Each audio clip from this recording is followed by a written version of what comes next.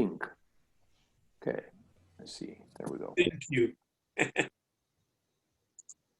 Okay, so I don't believe we are going to find Mr. Haraldson joining in. So I would like to call the meeting to order. And Janice, if you could start, well, you are recording, that's good. So Committee of the Whole meeting, December 3rd. A welcome to any members of the public who are joining. I think we have one so far. No questions will be taken at this meeting, although I would expect that at our public board meeting, public in attendance, we'll have a question and answer period at the end of that. Welcome to Gary Nason and Graham Roberts joining us as well. Gary being our CAO consultant and Graham being with Myers Norris Penny and our auditors. Other item on call to order was just, I feel like we have a very significant agenda today. That there's a fair number of significant items on it, and I am concerned about the length of time it may take us to get through this. So I would ask each of the trustees to be cognizant of the time we take on each item, to share time with others to express themselves, and to be as concise as we can be. I will try to monitor myself for that as well. So if we move on from there to adoption of the agenda. Any further comments on the agenda before we move to adopt? Yes, I have a question on it. Do we not usually say what the purpose of going in camera was? I know on one of them, the on-call, I can guess what that is, but I don't know what item G is. And don't we usually state the purpose in very general terms? So the general terms is they're both personnel items. Personnel items. Yes. Okay, thank you. Yeah. Any other questions on the agenda? Susanna, I know there's a couple items that you wanted to consider adding. I totally agree with both of the items being valid agenda items. I think we just need some more documentation to support our discussion, and perhaps January is the best time to add those. Agreed. Okay, Agreed. great. So if there's no other questions or thoughts on this, I think what we're gonna have to do with motions too is it's hard to just record hands going in the air on a video meeting. So I'll probably just do a roll call on each vote that we have, so that we can say if that's okay. So motion to adopt the agenda. So moved. Second. I moved. Second. Okay, all in favor? John? Yep. Eve? Yes. Susanna? Yes. Ian, yes. Okay, approved or adopted. Approval of the minutes from our November 5th COW meeting, which were attached in our package that Janice sent out. Thank you, Janice. Welcome. So any thoughts, additions, deletions, corrections?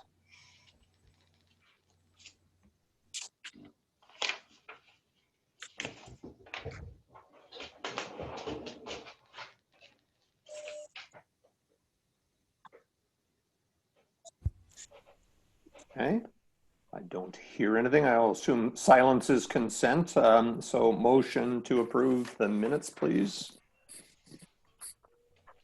So moved. Second. Second. Okay, all in favor? Eve? Yes. Susanna? John? Yes. Yep. Ian, yes. Okay, that agenda, Janice, I will get that to you when I come down to sign things. I'm just putting it in the file for you. All right. Okay, so on to the new business of the board. And so the first piece of business is regarding the follow-up on from the results of the referendum. And so I'll just read the motion that I'm proposing here, and then we'll have that second and then discuss and provide background and all those sorts of things to it. But the motion is, be it resolved that in light of 72% of landowners voting in favor of dissolving the Union Bay Improvement District, bracket UBID, and converting to Comox Valley Regional District, bracket CVRD, service areas in the referendum poll on November 28th, 2020, the UBID Board of Trustees supports the decision of the landowners and is in favor of conversion to CVRD service areas as soon as practicable. So can I have a seconder on that motion? I'll second that. Second. Okay, so thank you. Okay, so let's open up the discussion, and because of our video format, I will try to keep an eye on hands raised, but I'll also just try to create a motion, if you will, amongst us to comment. So Susanna, you're the first one that appears on my left to right. So would you want to start our discussion and debate? I'm going to keep it really brief. Clearly the landowners have spoken, and I'm very pleased that it appears that they took the time to read a thorough report giving very clear rationale for why this question was posed in the first place. I think it's actually a tremendous step in our development as a community. Within 6 months, if we in fact meet the deadline of converting July 2021, we will be able to convert our loan and receive reduced interest rates. So landowners will see benefit from this in very short order. So I'm personally thrilled, and I think it was a very well done referendum. The whole process was well done, in my opinion, including what Urban Systems put together for us. The time frame that we've accomplished this is extraordinary, and that's thanks to the people sitting, at this meeting and the community at large. So I will be voting in favor of this motion. Thank you. Thank you. John, you are next on my right to left. I take a little different view of it. I think you have to respect the wishes of the 72%. That part I get. I thought that the actual conversion report was not well done and had a bunch of gaps in, but you know what? What's done is done. And we have to move on from there and respect the wishes of the ratepayers. All right, thank you. Eve. Even briefer, I support the motion. Okay, and I will make my final comments too and make them quite brief. I would like to thank the 50% or so of our landowners that participated in this referendum, so that not only did we have a significant result in terms of a majority, but we also had what it would be, I think, considered a fairly healthy turnout for a local government whole. And so I feel quite compelled by the landowners' opinions as to what we should do with this. I do want to say to the 28% of people who were not in favor that I respect that they have their good and honest reasons for wanting to remain as an improvement district, and that a part of our process moving forward needs to consider that there were 28% of the people that were not in favor of this, and that we need to reach out and understand what can make this smoother for everybody involved. So in light of all of that, I am also in favor. I will ask if there's any further comments that any of the trustees would like to make before, and I'd also ask if there's anything from the administration that they would like to comment on, because this is a big comment there, or a big impact there as well. But trustees first, anything further? No. Administration, Janice, Gary, anything you want to add, or is this just, we'll leave it to the board? Leave it to the board for me. Okay, so the motion is, 5 and no. Okay.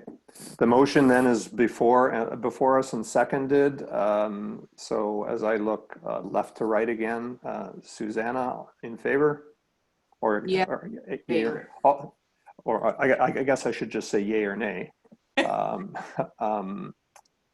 John, yay or nay? Sorry, I can't say yay. I'll say yes.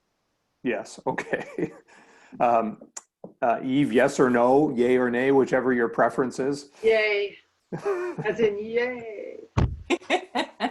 And I also vote yes in favor of this motion and resolution.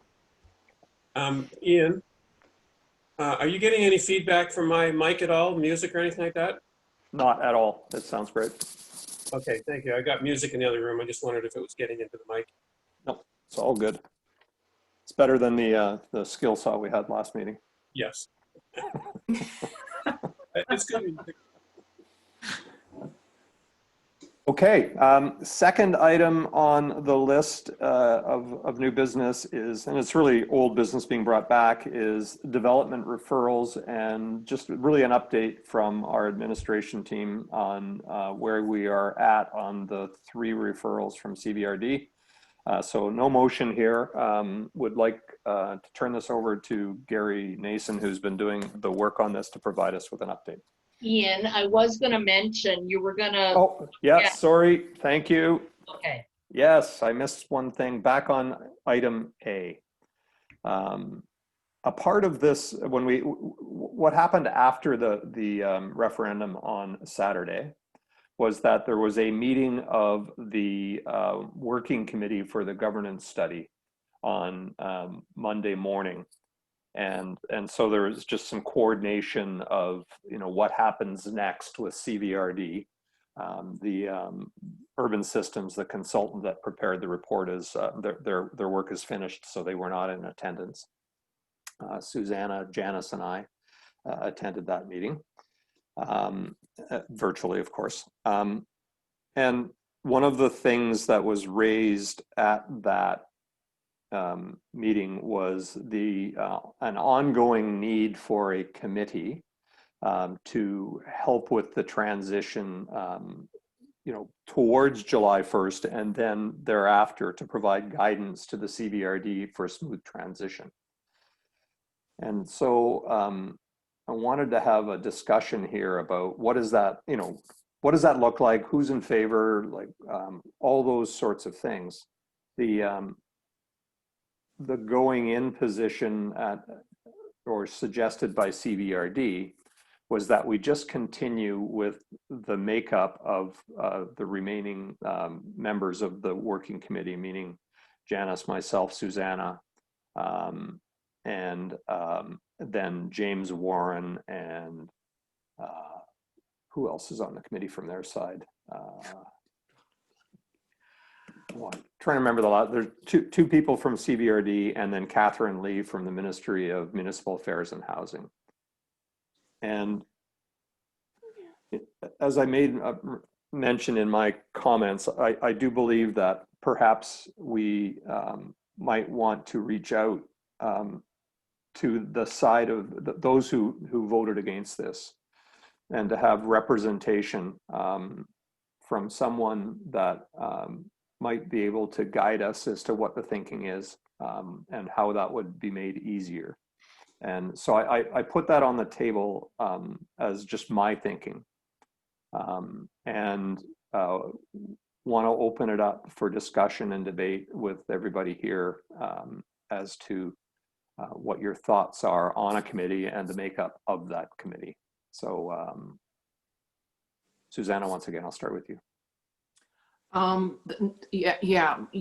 Your recollection is correct. The only thing I would add was I believed, and it was Daniel Arbour who said this. Yeah, it's Daniel Arbour who's there, who said that that CVRD would appoint a member. Did you recollect that, Ian? Appoint a member from their staff. Sorry. From their staff or from the general public? No, not from their staff, but certainly Daniel referred to another committee on which there is other Union Bay members on already. Not to say we can't have a discussion about the merits of that. That was just the word appointment stuck in my mind. Okay, it didn't in mine, but let's just hold that and Sure. see how it plays in. Yeah, for sure. Anything else in terms of your thoughts on moving forward? Well, I certainly think a transition body is really important. Just for history, for making sure things are not dropped or forgotten or overlooked.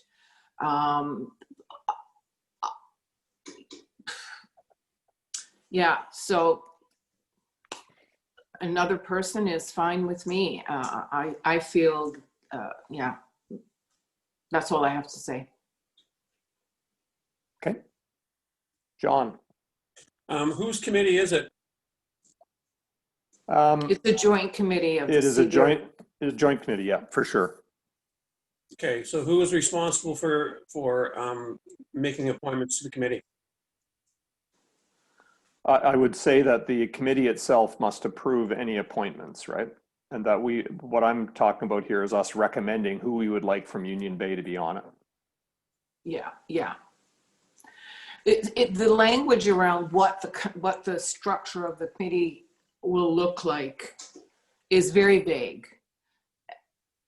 So that's when I say that language comes from the actual conversion process. I think representation by Union Bay is really important. Having 3 people or 2 to me is not a huge big deal, but the more the merrier. There's, you know, especially if it provides reassurance to the community. John, any further? That was a question. I'm sure there may be more that you might want to add. Well, I guess it's a last minute thing, and I know we talked about some sort of a committee going forward. So in my mind, there are a number of options, and I guess one of them is to continue on with the original committee. But are there other options? Like, why isn't the board as a whole being a transition committee? That is an Because option. Well, it makes it unwieldy when you add on 5 people plus 2 representatives as a CVRD and you know, I just don't know that all 5 of us need to be there is all I'm saying. To be clear, I wasn't inviting them. I was putting it forward as a committee, and if we have to invite people in, we can do that. I'm just saying it's a last minute thing. Haven't had a chance to think about it. So there's another option, but there might be other options. I'm not sure if our staff have got any suggestions, but if you want that history thing and you want the no votes, you've got a clear cross section on the board as it stands now, and the board could be a transition committee.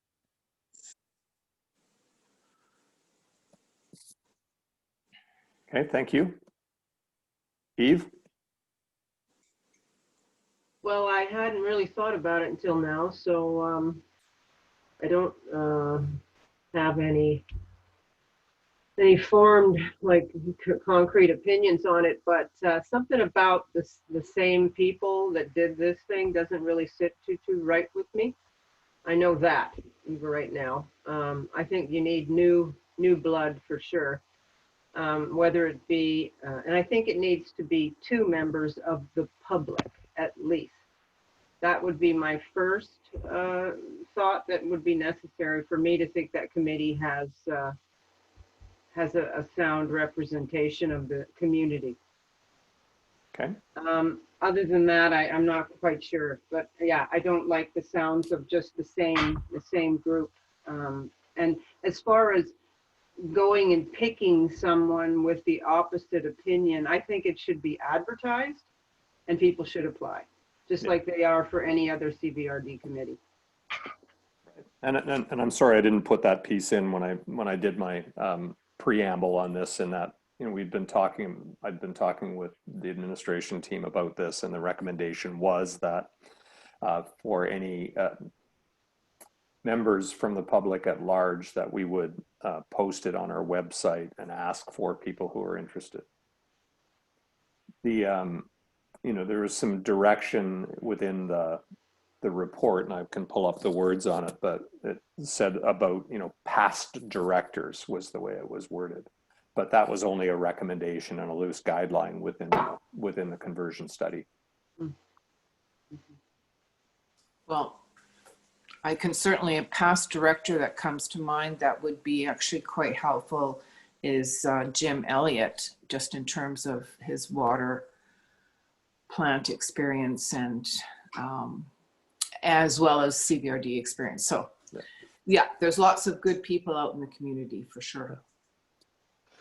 So what I've heard here is, and I do recognize that this is an add-on to an agenda item that came up on Monday, and perhaps I should have made clear that this would be a part of the discussion, that we just table it for now, and that we think about this over up until next week when we have our board meeting, and that we can finalize it at a board meeting as to what way we would like to go.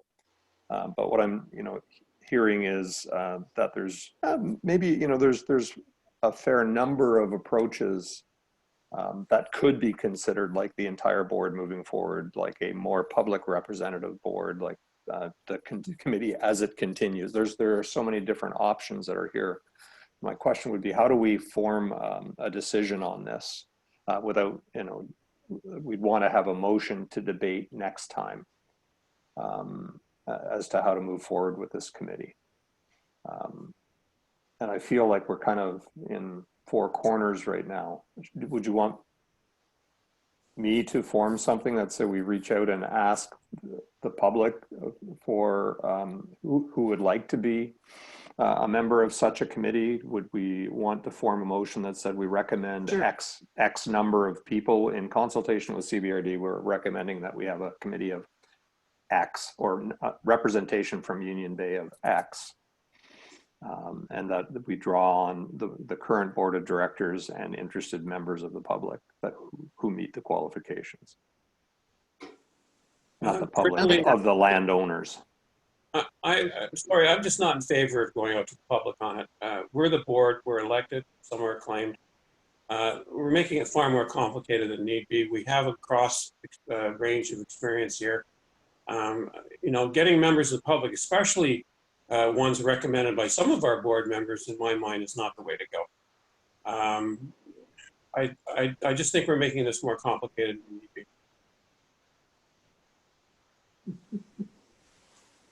Other thoughts?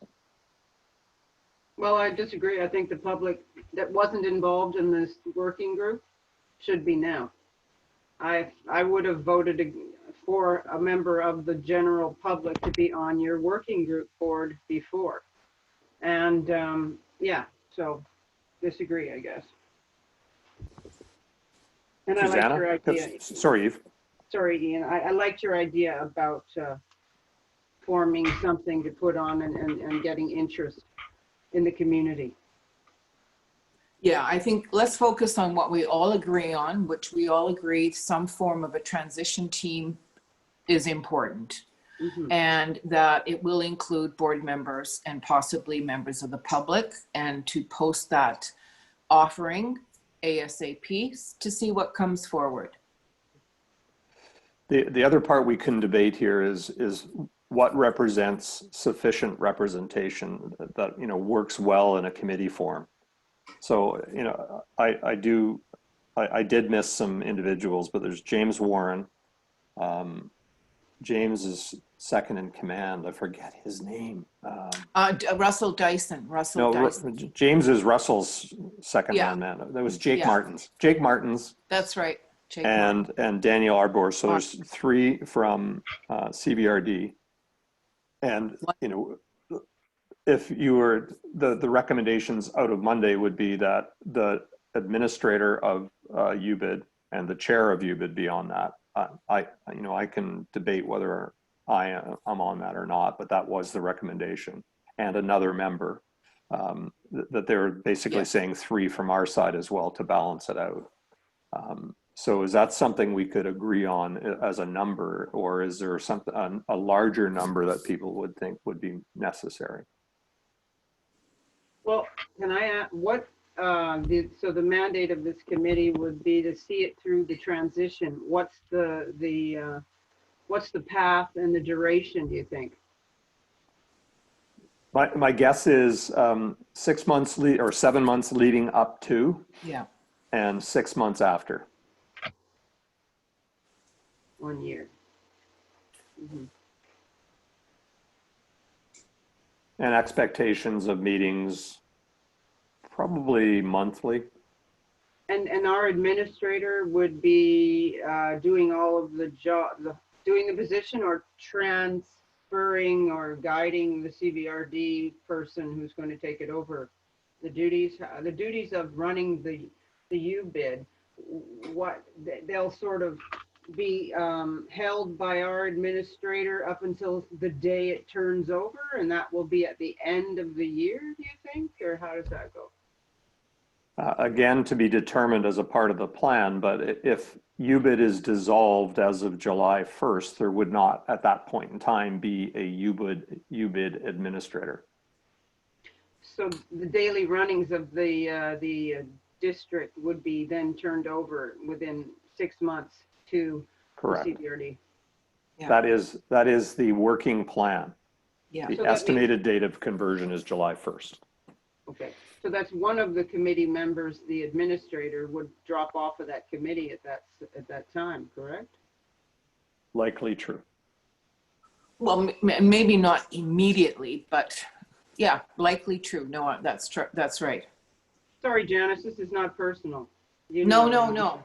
I'm just trying to get clear on what the mechanics of this thing is anyway. Not a problem. Okay. Okay. So shall we, do people have a feel for size, or is this another thing that you'd like to take away and think about? Well, I think 8 people is a maximum amount of people on a decent, and that's large. 8 Yeah. is probably not too large, but certainly not more than that, in my mind, would be a good amount. Because I think landowner representation would be nice, because I was quite shocked that there wasn't just a landowner on this working group, or at least 1 or 2. Well, we're all landowners, but I know. but it's I understand what you're when saying. Yeah. okay. I'd like to move on. We have a very large Okay. agenda. Okay, so I will form something up for us to debate next time as a motion.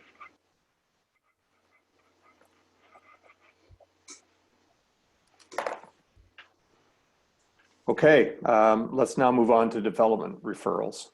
And I will turn this over to Gary Nason to lead us, well, really basically give us an update. Thank you, Mr. Chairman. Very briefly, I'll just give you a quick verbal update where we are with 3 fairly significant development referrals, which came via the regional district and by the Ministry of Transportation in the June to September timeframe. Janice asked me to sort of pull together some comments from staff, from our engineering consultants, which I have largely done. I've also been in contact with the appropriate staff from the ministry and from the regional district who sent the referrals to Union Bay for comment. I have let them know that imminently we will be considering these referrals and to expect comments from Union Bay before the Christmas break. Both of them are fine with that. Both agencies were not outside the window for comment. So I will be preparing a short report with the attached comments from the staff and from the engineering consultant, the district's engineering consultant, on the 3 referrals, and I'll be putting that on the agenda, or giving it to Janice to put on the agenda for the next board meeting on the 10th of December. You may recall that 2 of these referrals related to Union Bay Estates, 2 subdivision applications, one fairly large, one less large.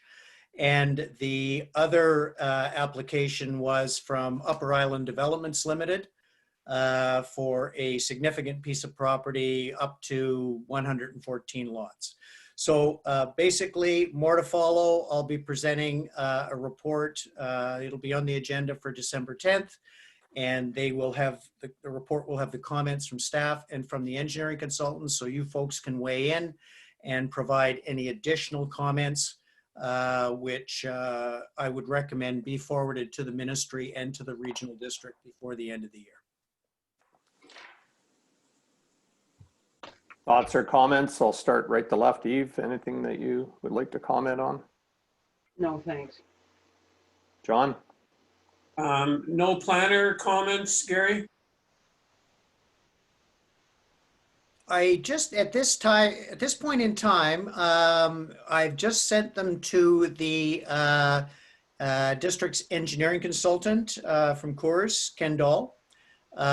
You know, there's very significant infrastructure considerations in both of these, but no, to answer your question, at this point in time, I'm not aware if the district has used a planning consultant in the past, but at this stage of the game, I've just tried to keep it fairly focused and got the comments from Coors and from the fire chief.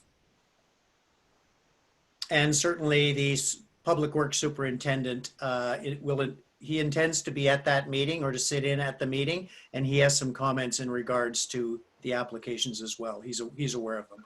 I've touched bases with both the fire chief and the public works superintendent. So in terms of, everything okay there? In terms of existing land use planning, it sounds like you're not anticipating there's going to be any kind of issues with that, but you're focusing not solely, but mostly on the engineering part of it. And I'm a little bit puzzled by that. So how will we know that this fits with the plans, the planning plans? Well, first things first. I mean, I used to see these referrals all the time coming in from the regional district or the ministry. I don't know what the practice of the district has been in the past, but when these came to my attention, I recommended that they be brought to the board with or without comments so that the board be made aware of them, because they are significant development applications. One's a rezoning bylaw. One is a rezoning application, which has been sent by the regional district. They have not introduced the rezoning bylaw yet. They've not scheduled a public hearing. That would happen in the first quarter of next year. I do not have the comments of the engineering consultant because there's just not enough information that was provided along with it. There's a synopsis that was provided by the region. And certainly, I'm sure that the board will have some comments on some of the points that are raised by the region in that document. The other 2 referrals are subdivision applications, so much further down in the process. And there's a lot more information in those applications, which the engineering consultants have looked at. And they have a number of comments, but more questions than comments in regards to information that would clearly have to be provided by the applicant to advance this application further. So as you'll see, there's lots of questions that have been raised by the engineering consultant. I'm not aware what the practice has been in the past on these referrals. Typically, when I used to bring these to council's attention, again, these are early in the stages, right? I just bring them to council. Our planning director and our engineer may have had some comments at the time. We usually didn't generate a staff report at that stage. We just brought it to the attention of the council that, hey, there's some applications out here that are working their way through the regional district or the ministry, You need to be aware of these, and here's the opportunity to provide any comments you may want, whether that be from an engineering, planning, political perspective, whatever. So I just thought it was very important that these be presented to the board, given the magnitude and the size of them. Okay, I understand your process, and that's fine. Obviously, my concerns lie with what's being proposed is either inconsistent or consistent with plans. So at some point, that's a question in my mind that has to be answered. Yeah. My question on that, John, would be what plans? Well, the organization that's responsible for the planning is the regional district. I want a clear understanding of what's being proposed and how it differs from what's in the planning documents. There may not be any difference. It may be, I would assume if they're asking for a different zoning, that there are differences between what the plan says and what they're proposing. Otherwise, it wouldn't be in front of us. Exactly. So I think it's right there. And I'm sort of looking for a before and after. I'm not raising any alarms. Don't get me wrong. I'm just saying I want to know what was originally planned and what this does to our plan, or their plan, shall I say. Okay, The engineering is the more critical thing, because that 114 lot subdivision, correct me if I'm wrong, that wasn't even in the program in terms of working with Kensington. So in my mind, I'm just not sure how that's fitting in to our overall capacity to serve the subdivision with water. So that I assume is in your reports, Gary. I would think so. Unmute.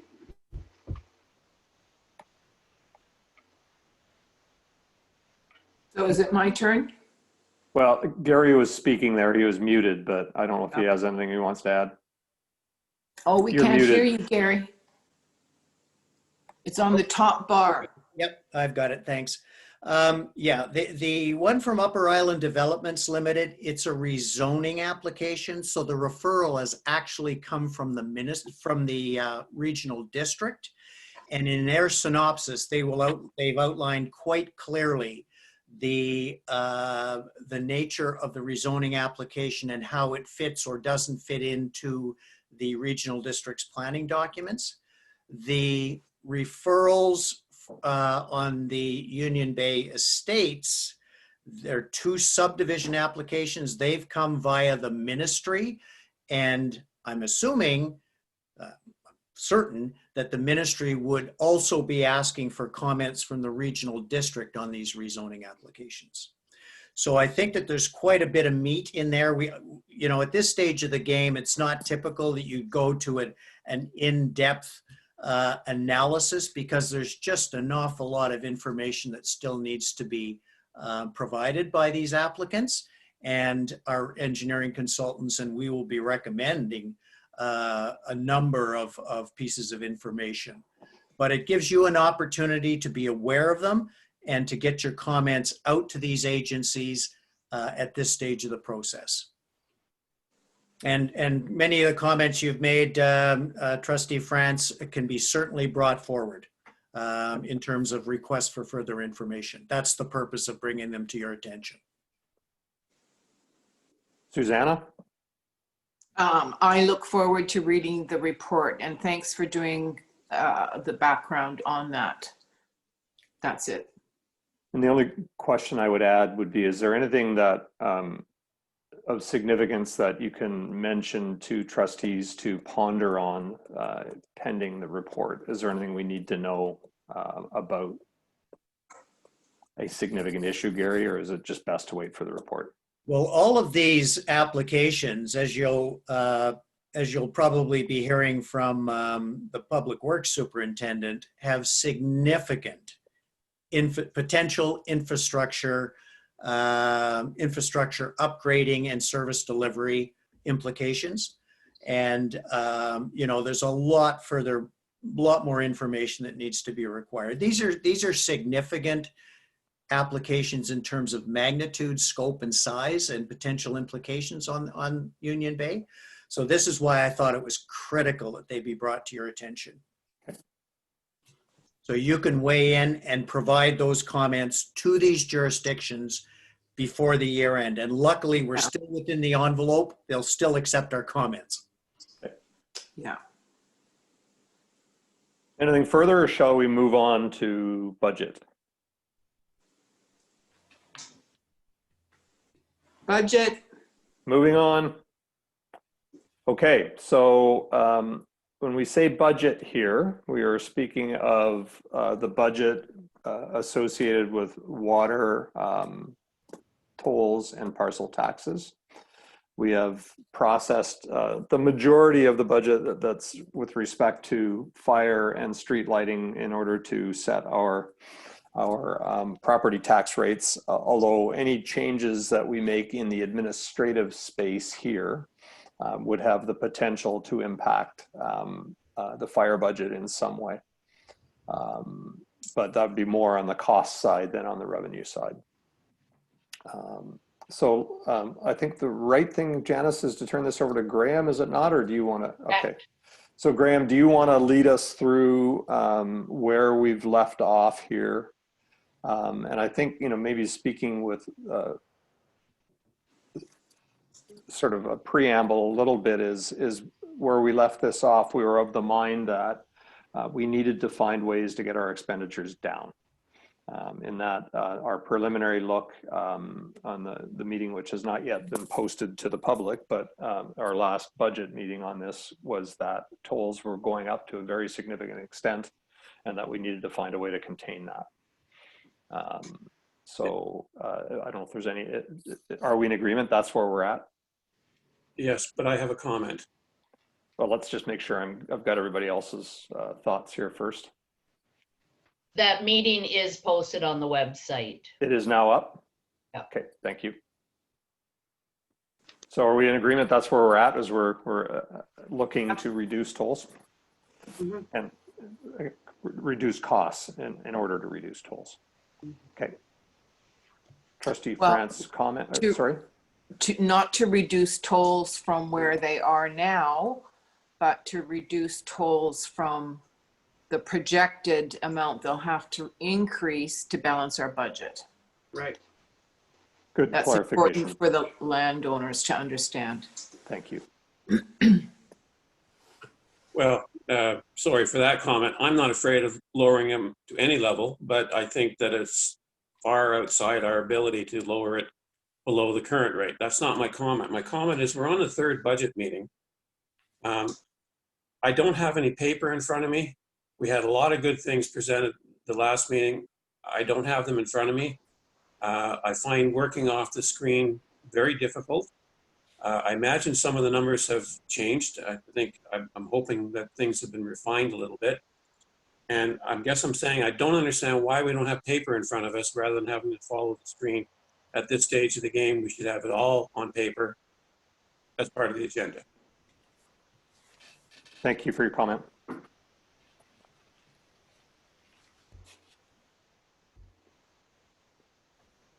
Graham, do you want to?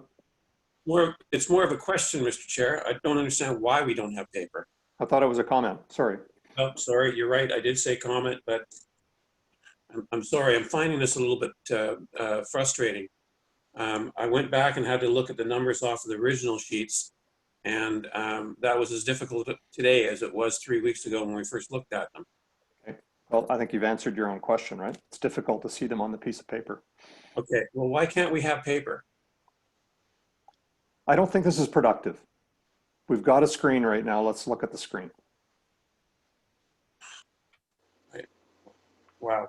It's not productive to have something in front of you can actually work with and figure out and think about. John, is this, there are 3 other people here who are just fine with the way it is. So I personally found the screen far easier to read than any piece of paper. And I am a paper person. I would like to have copies later on, but for this meeting purpose, as our previous meeting with 3.5 hours with Graham, those screens, those numbers I could read and understand. So I would like to proceed with that, please. Well, going forward, could we please have paper copies? Where appropriate, yes. I don't know what that means, but carry on. So if Janice would let me share my screen, it's probably a good place to start off of that. But I think the big thing to understand, and you know, for those who haven't had a chance to look at last week's or last meeting, was there's a structural issue with the existing rates. Based on current year consumption, we're anticipating $110,000 less than budgeted for 2020. So that puts immense pressure for 2021, obviously. So I think that's a good place to start. I've made you the host, Graham. Okay. Down at the bottom, share screen? Yep. Oh, good.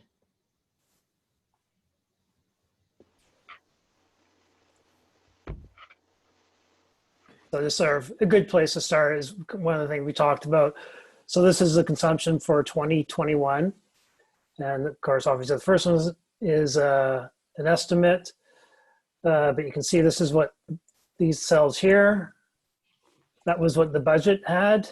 And you can see this is what the total anticipated shortfall for 2020 is. So it's almost $110,000, which obviously is very significant. So that puts pressure on it. And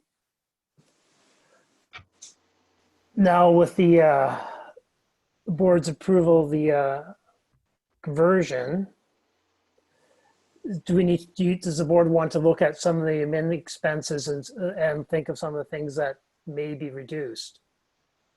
Yes. So some costs are, because that would reduce, obviously, the amount of revenue that would need to balance the budget. So it seems to me that there are two opportunities for savings. One would be in administrative costs, and the other would be in public works staffing costs. Yeah.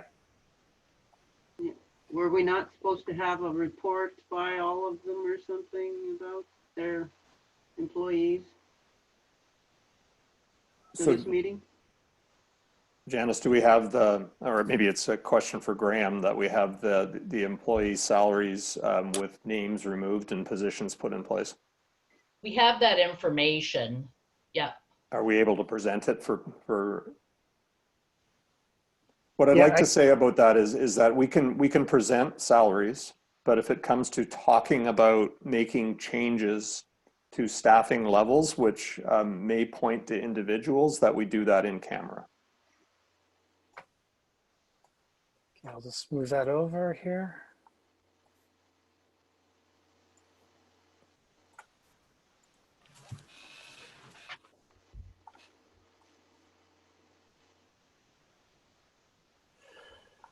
Okay, so hold on a second, I'm just trying to move things around on my screen. Okay, so this is the you can see these are the amounts that flow through to the budget based on SOAMIN. So it's 148,500 is in the budget. Fire department's 100,000, just rounded up from what those amounts there are. And public works. Graham, So just for clarification, are these for 2021? 2021, correct. Yeah, so yeah, these are all 2021. So this is what, these are the wages that have been used to for the budget. And also there's the benefit piece there as well. So these numbers all roll up into the budget.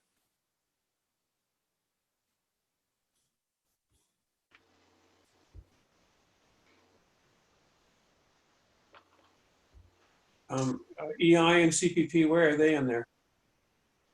There are separate line items actually in the budget. So not these part of the, sorry, not part of the spreadsheet? Not as part of the spreadsheet, but there are they're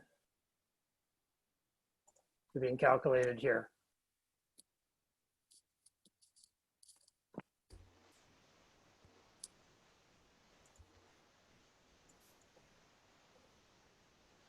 So that's another 32,000.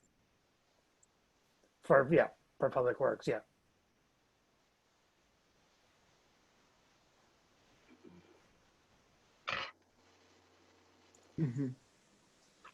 So Janice, perhaps, you could give us a rundown on, without speaking of names or positions, really, what the feeling is on the general staffing level within Public Works. Okay, we're in a bit of a conundrum with Public Works because it's a level 2 plant, water treatment plant. We were first told it was a level 3.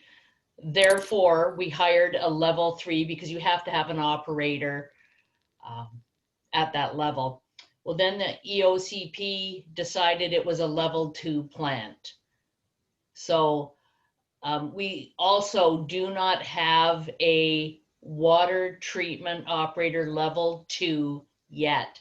One of the staff has challenged the exam because of COVID. They couldn't go do their regular training. So we don't know the results of that yet. So the water treatment plant, okay, there's 1 full-time person and 3 part-time, 3-day-a-week people. So the water treatment plant is, I don't want to say heavily staffed because it depends what's happening. There's definitely, as we're working the bugs out of it, there's times when they are all needed. But there's been discussion around, maybe we could look at reducing staffing. And it just means that one of the part-timers might need to be called in more often on those days where there's not enough staff. Because the other part of it is the water distribution system. So as soon as there's a major leak, that now pulls the public works superintendent out of the plant to repair the leaks. So that's an issue. Question. Can I Go ask a ahead. question here? Yes, go ahead, Eve. So the superintendent, Janice, is not a level 1, 2, or 3 yet? Maybe they challenged the level 2 and. Yeah, there's I'm two confused. different, What do you need a superintendent for if you have all of those people that can do the plant? I'm they confused. can't. They can't what? They cannot. There's 2 different disciplines. You've got water treatment plant operator and you've got water distribution. Okay, so So the superintendent is in charge of the distribution. A water distribution person is not qualified to work in the plant. And the superintendent is the water distribution person. And the water treatment plant operator. He doesn't have any qualifications Yes, for he water. does. He has the You cert. just contradicted yourself. No, I'm telling you the level of certification. He has a water treatment plant operator 1. He has challenged. So there's not 4 positions there, there's 3. The superintendent is the level 1 person? There are 4 positions. There's 4 positions. The superintendent, and I think, Janice, correct me if I'm wrong in any of this, the superintendent works 5 days a week. Correct. And the other 3 positions work 3 days a week. Correct. Okay, so can the superintendent also work in the water treatment plant? Yes, he can. He is a water treatment plant operator 1, and he has experience. So the certs are not the only thing they look at, which is what I found out from the regional district. As long as the EOCP says that you have the experience to work in the plant or in the distribution system, you can. So he is the one with the experience in the plant. He is just challenging the cert. Can I say something? Yes. So we have 3 part-time staff who are all well qualified and have now received, by virtue of working in the plant, 6 months experience, which is actually the same amount of experience that our water superintendent has. Out of these 4 employees, there's only one, and that's the water superintendent, that can deal with the distribution system. So to me, he is the employee that is stretched the furthest. And I personally feel, given that we're now 7 months into running the plant, that his role in the plant would be periphery, like much less than his role in the distribution system. And honestly, we can do this with the equivalent of 3 FTEs. I would really like to see some creative, you know, that we're operating on banker's hours right now. This is a treatment plant that can operate 24/7 if it had to. There's ways, it may not be the ideal working system, but at least until, for the next little while, until we get our budget balanced, there are ways to run a plant using 3 FTEs, full-time equivalents. And I would really like to see something done in that regard. I'm confused. How does that reduce our hours from 3 part-times to 3 full-times? You mean in total? Yeah, in total. Okay, I would So- like So to eliminate comment. a position. Sorry. I would like to comment about the your understanding of the water treatment plant. That's absolutely incorrect. Danny spends the majority of his time at the plant, and he is the only one out of all that staff that is fully versed in the operation of the plant and how to fix things.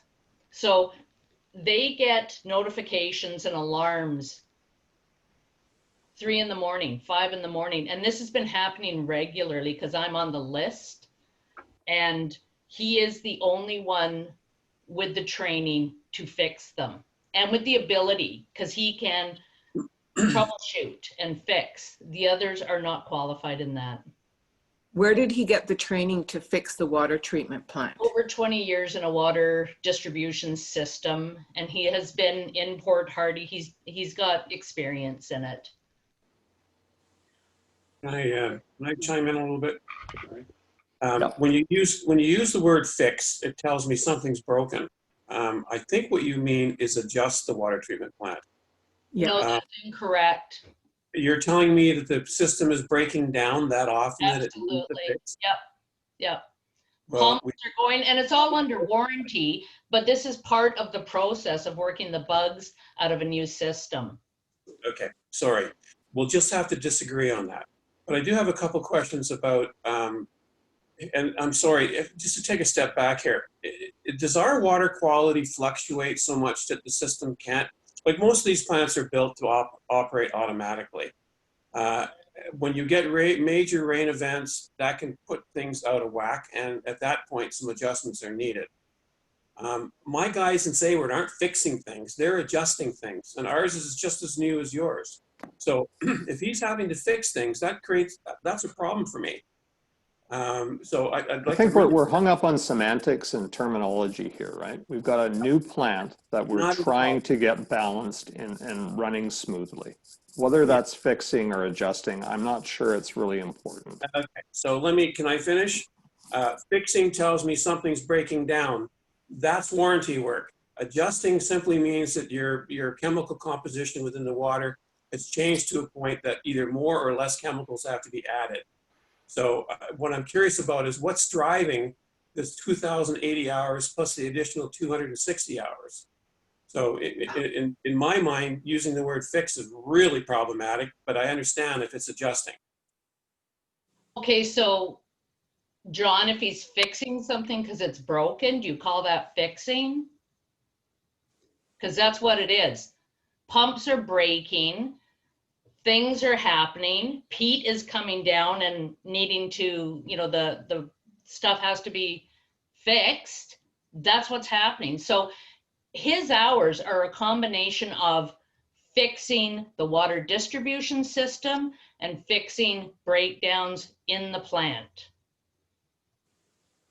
I got a question. So if it's warranty, Janice, does the, is his hours covered by the warranty? Why isn't somebody else fixing it if it's under warranty? What is the warranty doing for us? Like their pumps, for instance, because they So can't, the pumps are replaced?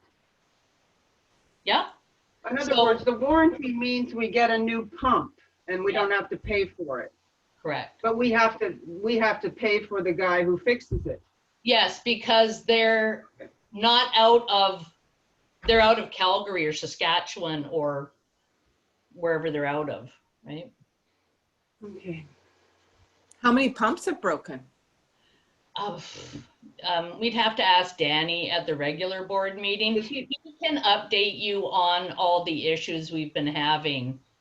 But apparently it's very common, as Chris LaRose, who's with the CVRD, explained to me about their on-call, how it works for their water distribution system. And he said when the water treatment plant comes online, they will have someone on call 24/7 for at least 2 years to work the bugs out. This is very common. And so I think what we're talking about here is a critical infrastructure service. And it has two components, a new plant, which has both warranty issues and adjustments to be made. And we have a very fragile distribution system that is fraught with leaks. And so we're faced with a balance of trying to manage costs and trying to manage service levels. And that's really what we have to debate here, not whether the team is, properly fixing pumps and those sorts of things. That's my view of this, right? Is how do we want to balance sort of service level risk versus financial prudence? Well, we're trying to get an idea of what these people do. I'm new to this, Ian. I know you've been on the board for a long time here, but I'm wondering why we need the level 3 operator at all. Why can't we just eliminate that position? I agree. Just wipe her out. Maybe Well, it's let's be careful with our language here, people. We're talking about people's livelihoods, and I don't want to speak in that manner. Okay, it goes back to, as a level 2 water treatment plant, there has to be someone on staff who has that cert. So What, sir? the level 2 water treatment plant operator, And Yeah, we do but not not have level one 3. other than our level 3, correct. I thought we have a level 2 here. It says level 2. distribution. That's distribution. Oh my God. So we have It's how many complex. distribution employees? The superintendent, this level 2 person, and the level 1 person. The distribution is the public works superintendent, 1 3-day a week. The other 2 people, the other 3-day a week people that work in the plant also can work in the distribution as well.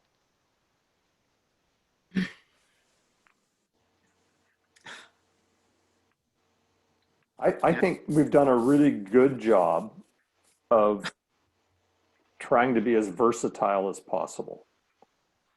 I do believe that, we've overqualified our water treatment plant operations staff because of the reclassification of the plant. That said, we either have the overqualified person or we have an underqualified person. We don't have a properly qualified person.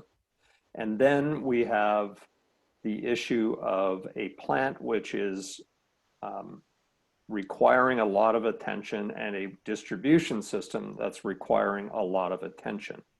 So if we were to reduce staffing levels, then it is likely that we would either have service issues, which is really unpalatable in a water system, or we would be paying for additional hours from the existing staff, which is probably somewhat more cost effective than maintaining a full complement of people. But we have a bunch of moving parts here that I think the first thing we have to solve is how do we, if we were to move on from a level 3 operator, where do we find our level 2 operator?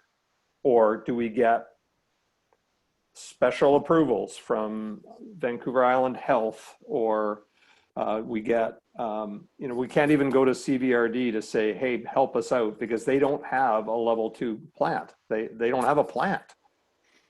Can I make a suggestion? Yeah. It's kind of in between what you're suggesting. The level 3 person, could we not, as Chris Rose, gosh, has mentioned, the need for having a standby person?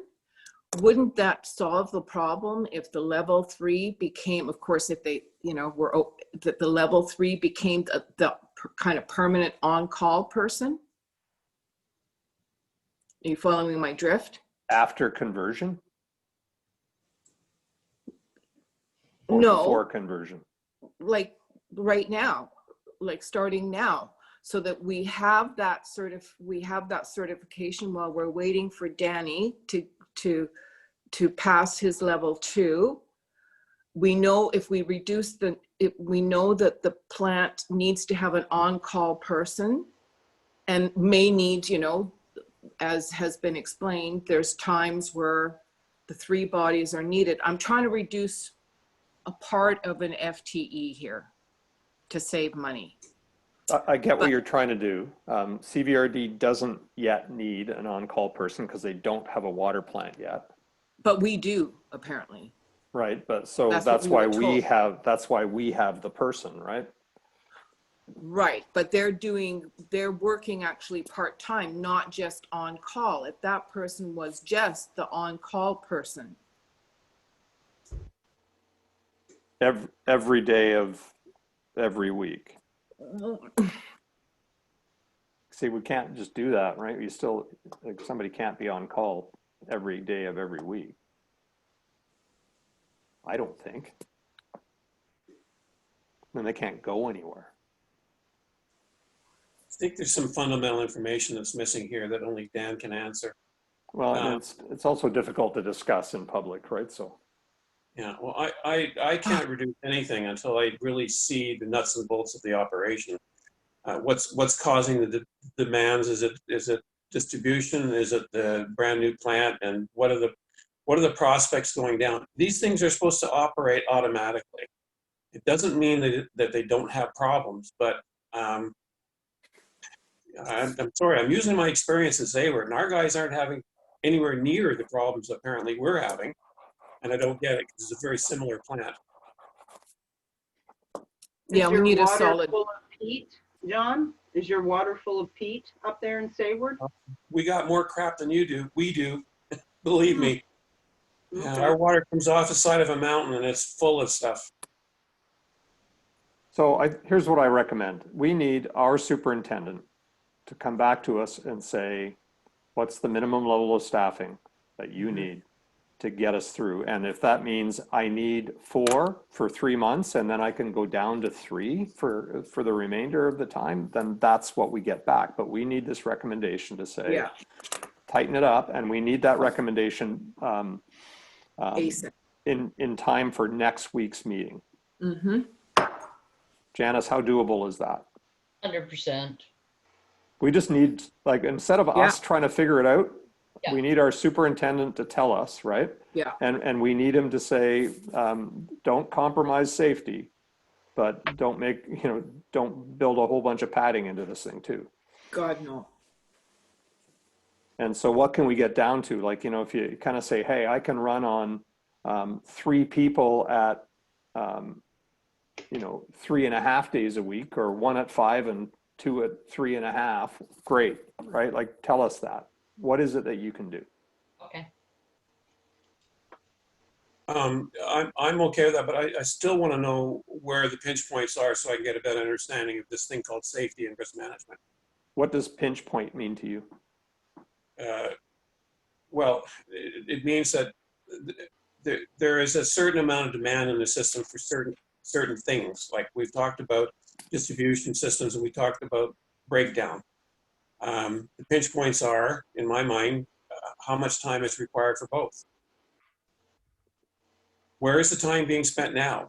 And what do we predict in the future after the I think it's in line with what you said about a safe and relatively risk-free operation. But I can't really judge hours and what's needed until I know what the risk elements are. I guess the other thing I would throw on this too is there a way for us to reduce one staff member and utilize contractors where we absolutely need to as a Yeah. buffer? Well, I do know, we have talked about that on the distribution side, that when Danny goes away, and someone else is on call, they have to get contractors in where the price is double and triple, because not everybody has the capability to dig on our staff. Danny does. He's a physically strong man, and not everybody has that ability. So if we have to bring somebody in to dig, Correct. we pay them 3 times the hourly rate. Well, basically, like if a vac truck gets called because it's a big leak, Yeah, that's a $3,000 charge. right. But we have to call a vac charge a truck no matter what, whether we have 4 people or 3, right? No, we don't. So again, it comes back to the superintendent's experience and his ability to Well, jump into a 6-foot hole and dig, and not everybody's willing to do that or able to do it. So it's still a valid question, which is what does this look like with one less staff and more contractors? And the answer might be it's not effective, right? But I'd like to see the answer. Yeah. There's also 260 hours, extra hours for the public works superintendent. I'm curious whether or not that could be distributed amongst the other staff. And the reason why that is in there is because of the volume of leaks and when the leaks happen. So if they happen outside of his work hours, he has to attend them. So that's where the extra hours come from. But John's got a valid question. Why not other members of the team who are at lower hourly rates? Yeah. Because they don't have the same certs in the distribution side. So, but my understanding is we don't need that for call out, right? That we could use our level 1, level 2 distribution people to do those things because certs don't matter. You don't have to have the cert to be out there. That's what CVRD said, yeah. Yeah. So it would be worthwhile, saying, Yeah. hey, if it's half the hourly, well, it's not half, it's 2/3 of the hourly rate or 3/4 of the hourly rate, that there's some savings in that, right? We've got a big problem here. We have to find everything. Yeah. So again, it's a Dan question, right? How do you spread that out? We've never faced this before because we've never had a water plant before, and we've never had a system that's as old and breaking down as we have, and it's going to get worse, right? So we got to figure this out. I'm also thinking, and forgive me, well, I'm curious about, this is a what if scenario. What happens if Dan goes on 4-day work week with the idea that the 5th day is a paid day, but it's on call? In other words, he's the on-call person for the rest of the time.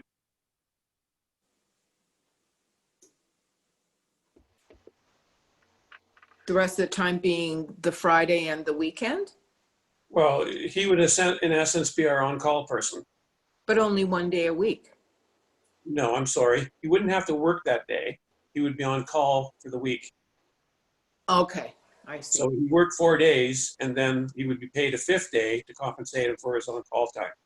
But he can't be on call every week. Well, I appreciate that. And I throw it out there as kind of a starting point for discussion, but you got to keep in mind that's what 20% of his salary. You know, that's, That's a hard. day. I'm thinking it's like $20,000. And again, I'm not trying to reduce so much as just think outside the box and think of other solutions. I appreciate that. That, Yeah. I think, now that I understand your question, I think that's also a valid approach, Yeah. Janice, that you say, you know, Danny, on your week that you're on call, do you work 4 days a week? Like, these are all things we have to explore. Yeah.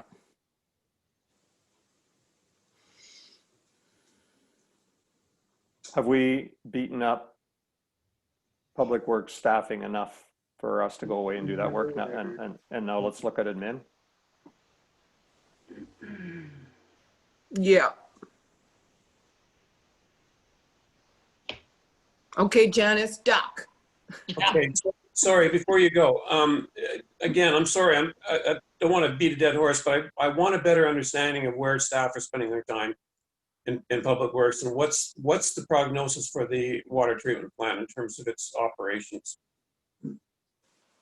That can be next week, that's fine. I'm presuming Danny's report is going to address the issues, Janice. Should, yeah. And unless he's fixing a leak, he's planning at being at the meeting or attending the meeting. Well, Mr. Chair, we need him there. We've got 3 other staff, do we not? Can't they attend the leak? It goes back to what I was speaking to earlier, so.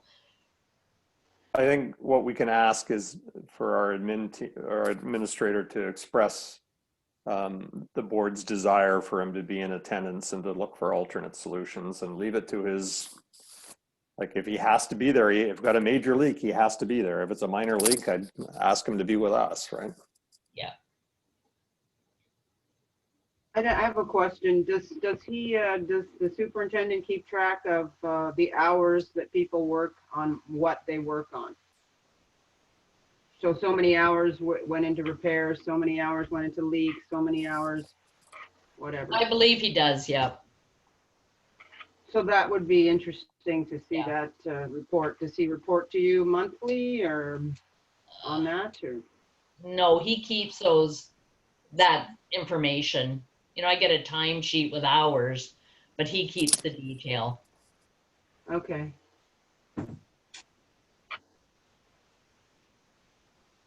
So let's ask for, well, we've listed what we want. Yeah. We want the best possible approach to get these costs down while still being able to deliver the service we need to deliver and meet the regulatory requirements and all those things.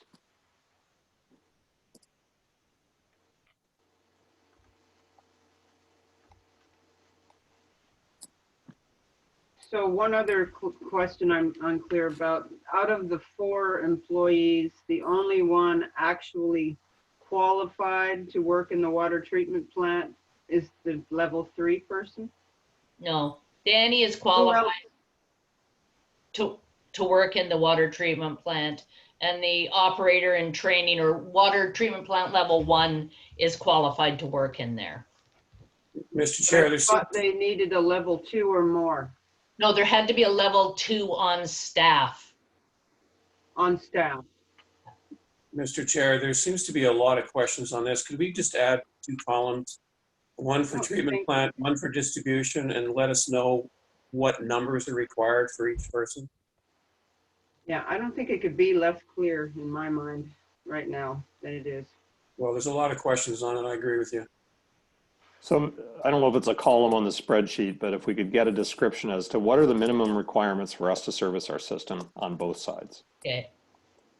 And what are the people we have now? What are their qualifications?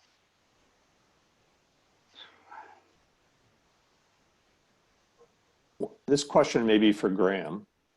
Where does on-call show up in here? Is it in the 200 boot?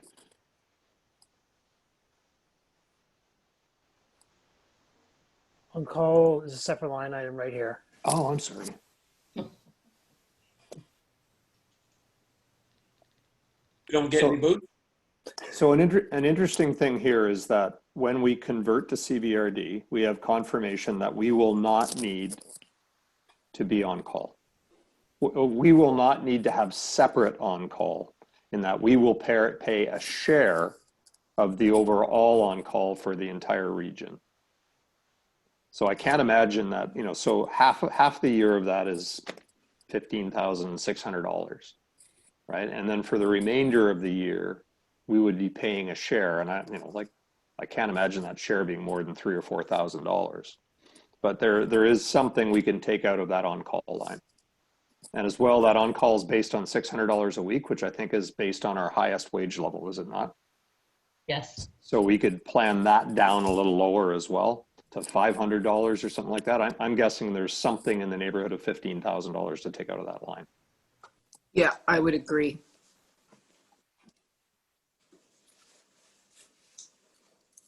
And we need, Yay. we do need to adjust that down. I'd love to be able to adjust down wages as well. You know, if we can pick a number, $30,000 out of this, right? How many ratepayers do we have? 709? 90, I thought. 90 for water? Or are you talking parcel tax? No, I'm talking about ratepayers for water that pay the monthly fee. 690? Yeah. 690, so $30,000 divided by 690 divided by 6. That takes $7 off everybody's bill every 2 months. Yeah, that's what we need to do. We need to keep on that. So I guess ask Danny how you do it. How would you get $30,000 out of this? Yeah, that's the Can we get- question right there. Can we get rid of the trustee pay?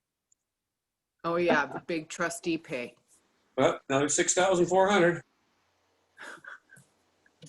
You can keep Sure, my share. I'm willing to waive my big. Yeah, That's sure. how we got paid. That's an entire year, so already you can cut it in half. Right. But still, there you go. yeah, and only Yeah. only half of that goes to water. Right. So now you're talking about $1,500. Yeah, well, that can come off. Yeah. So that's 70 cents. I disagree. Well, no, it's 35 cents. Disagree with taking the trustees' pay away. No, half. No, just As of July, you won't need to be around anymore.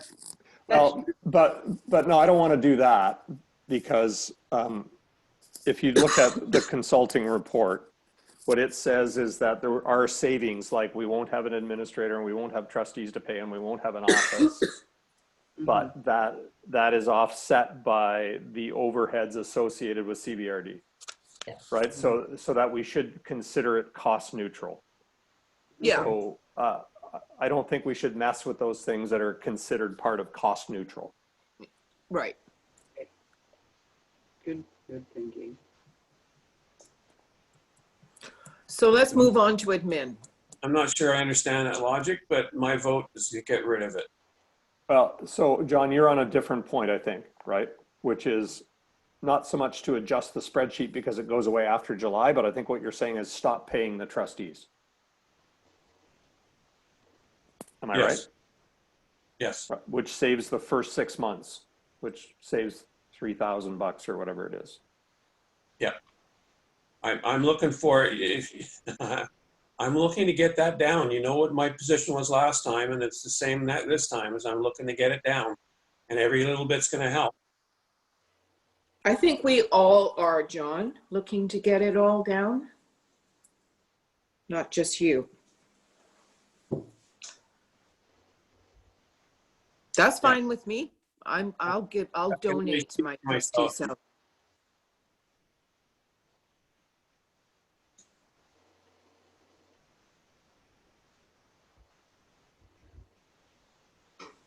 But I understand what Ian was saying about not messing with the, This is post-conversion. Yeah. That comment was about post-conversion. yeah.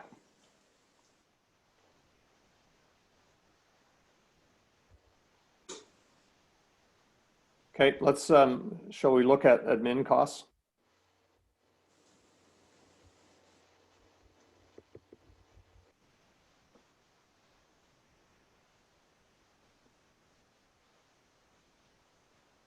Graham, I don't think we want to reduce the trustee piece of it. And the reason is because of the idea that there are costs we cannot pick up called burden rates coming from CBRD that we're just assuming that Okay. business as usual needs to stay. Yeah. The only way that would change is if we voted as a team to remove our honorarium or remuneration. Well, can we vote on it? Let's all think about it. We can put it on the. Yeah, I'd like to think about it. Frankly, that little bit, we do a lot for that. Anyway. And we're going to be doing more over the next 6 Yeah. months. Yeah. We shouldn't So- expect that our involvement's going to go down. No.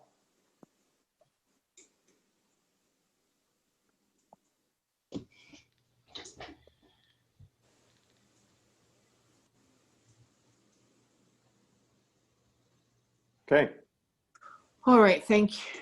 admin.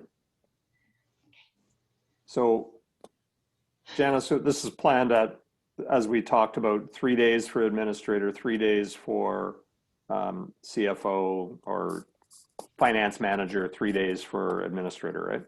Or Yes. for admin support. Yeah. And as we do know that as of July 1st, there won't be an admin position, but we also know that that is covered in that same cost neutral component of this. Correct.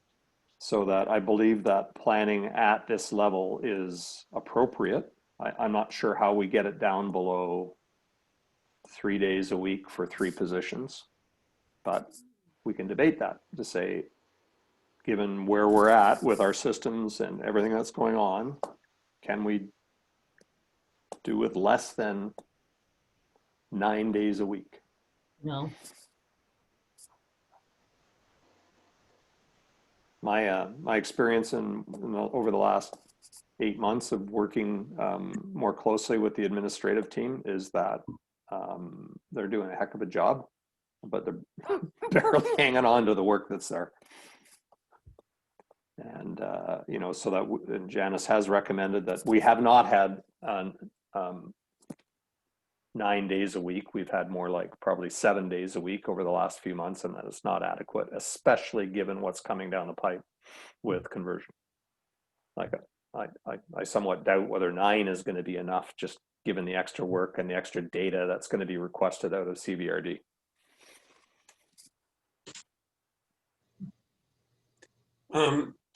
Yeah, it's tough to get into discussion about this because I'm looking at certain elements of the 3 positions. I think the time is probably required. I'm curious about the rates. And I'm not sure we can discuss that here.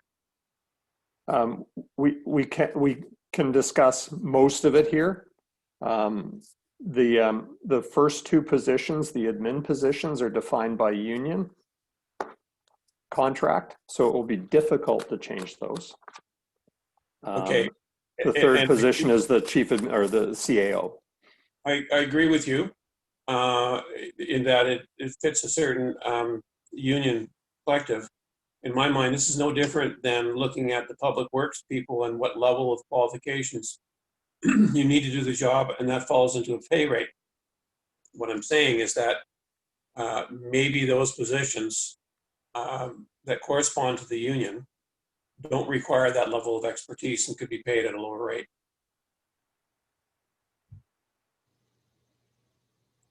I have a question too, because this is new to me, so we have, sorry, it relates to John's. Okay. I agree. 3 admin, so the third one is the CAO, Right. and that's something that the board determines the salary of? That is true. It's not a union position, right? Right. And the other, you said a finance, what's the one person that, Ian, a finance manager? That's Janice's previous position, finance manager and deputy CAO. What does a finance manager do? the You, accounting, pardon me? the accounting, the water bills, the payroll, bank recs, Okay, that's everything that the administrator used to do. What does the administrator do? The, Or the administrator should be spending a lot of time on the things that we see Gary doing now, with the things that we see Janice doing from the perspective of organizing meetings, getting bylaws prepared, those filed in. Like, that's what the administrator's job is defined as. Take a slightly different take on it. If you took the hourly rate and multiplied by 2,000 hours, for the first job, it's 110 a year. For the second job, it's 80. And for the third one, it's 65. That seems pretty high to me. Yep. What we do know is that both the first rows 5 and 6 are in line with the union contract in CBRD. At that, As we've defined the jobs. As we have defined the jobs. But also, I think that work has been evaluated as well. The value of the work. I believe Julie did that work. Janice, can you And I was confirm? going to say, not as defined by Union Bay. Julie prepared the job descriptions and they are in line with the regional district. So to have those positions in the regional district, you would have to have the same education and experience that those two people in those positions have. Well, I have to say that I find this conversation extremely stilted and uncomfortable. And I find that we should have, I don't know, but I find that when I was on the board before, there was an administrator and a part-time person. They did everything. We had, I don't understand this. This is over bloated. It just looks bloated and indefensible to me. And I feel very uncomfortable talking about it with employees, I don't know. I'm So- really very uncomfortable. I mean, what we could also talk about is the program requirements that have changed from when you were last involved. Right Water I was, know there's a water treatment plant now, yeah. no, but Right Water was the program that they did the meter reading with and you did the billing out of. Yeah. And they stopped supporting it because it was breaking down. So we had to change a program to a more sophisticated program that the regional district does use. And skill set to operate that program is very high. It's a very difficult program to work in. So that's part of it. Mm-hmm. Mm-hmm. I don't know if this helps, but to me, it's understanding how that system works, the job evaluation system works. I know the regional district is very rich, in my mind, my opinion. When I say that, I mean their salaries tend to be very high, wages tend to be very high, but that's been negotiated, so that's beyond our scope. What's not beyond our scope is understanding how the evaluation criteria for every position within the collective bargaining agreement is, how it's done, and the types of responsibilities that are included in each position. And I think if we did this as part of an in-camera, is getting that document and seeing what the levels are, and then having that discussion of what we actually need in the position, it might bring some comfort level. And I didn't mean that to say that it would go up or down. It might be a better understanding of why it's placed where it is. Mm-hmm. Mm-hmm. Yeah, So, I can get behind that. I understand what you're asking for, and this is probably overdue for us to, re-engage job descriptions and staffing levels and all those sorts of things. This hasn't been an issue because rates, haven't really moved. I guess they moved last year. There was an anticipation of, higher costs of water when you treat it versus just chlorinate it, and the impact of the plant. And now we're seeing that it's much higher, and we're needing to do this dissection. unfortunately, I don't believe we have the time to really do all of that stuff before we set rates, unless we try to use some temporary measure, right? Where we say, okay, we're not going to raise rates for a month, or we're going to raise rates halfway so that we can do the rest of the study. And then we might have to raise the rates again for the March billing period. Like, what strategies do we want to use to be able to take this apart? But right now, like what I'm worried about is that we take more time and we don't raise rates, and then we don't find any money, and therefore rates have to go up even more because we didn't implement them fast enough. Mhm. Mhm. I agree, Ian, and I would just like to add just one comment regarding following on what Eve had said, and that is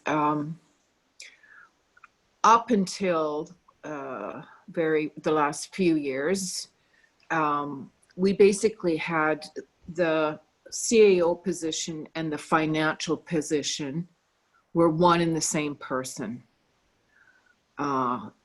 We ended up with an administrator that was not able to do that. Hence all the, adding consultants to the picture. But had, an administrator should be able to do the finances as well as all the bylaws and understand local government, and that be one position. And I very strongly, I know that can happen, whether you have a water treatment plant or not. So, Here, here.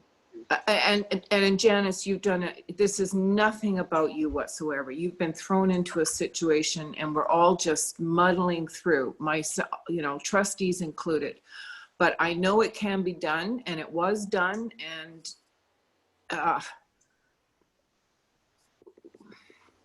Yeah, I mean, my only concern is the program. Just the learning curve on the program is extremely steep, which is why many administrators have not learned it. It's the finance people that do it. So, yeah, I don't know what to say.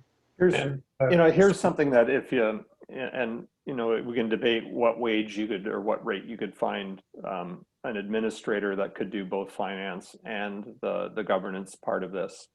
But if you just take the rates we have at face value and say, okay, let's have line 5 at 3 days, have line 6 at 0 days, and have line 7 at 5 days.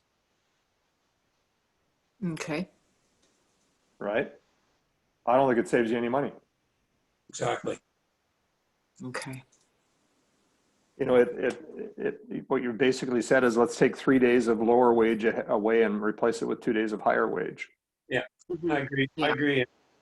I think it's within the how the jobs are rated and placed on our scale that's the answer, not moving away from the 3 positions. And again, John, you're correct theoretically here, right? And the practical part of this is we have 6 months left. Yeah. And if we were to find that, do a job study and say, we can do it for less, we've got, we've overqualified, then we got to go do some hiring. And, there's a lot of work that gets done that expends money and expends all the money you've saved, right? What we're really trying to do is say, is there anything we can do here without dramatically altering things just because we have a 6-month window that will keep our rates down? Like the dramatic thing is, can we go to 2 days a week for, all 3 people? And the answer is no, there's more than 6 days of work to do. Yeah, and I'm not looking at 6 months. I'm looking at some relief for the entire year. But you see, we don't know what happens after July 1st, right? Because now you start getting into job efficiencies and combining staff with CVRD staff. And I don't know how those jobs end up getting, does that job become a 5-day-a-week job that handles, Right. Union Bay and Royston and Sandwick and, all that, right? Yep. I'm only responsible for the next 6 months. I get it. And that's what I'm concerned about. and so we're trying to do the thing that lowers the costs as best we can for that period. We know what the wages look like beyond July 1st, their CBRD contract. Okay, and the original point still stands. It's how those jobs, how they're rated up here. That's what we're talking about. That hasn't changed. Okay, well, let's take it offline then and see, and ask perhaps Julie Bradley to say, can we lower the levels of those jobs?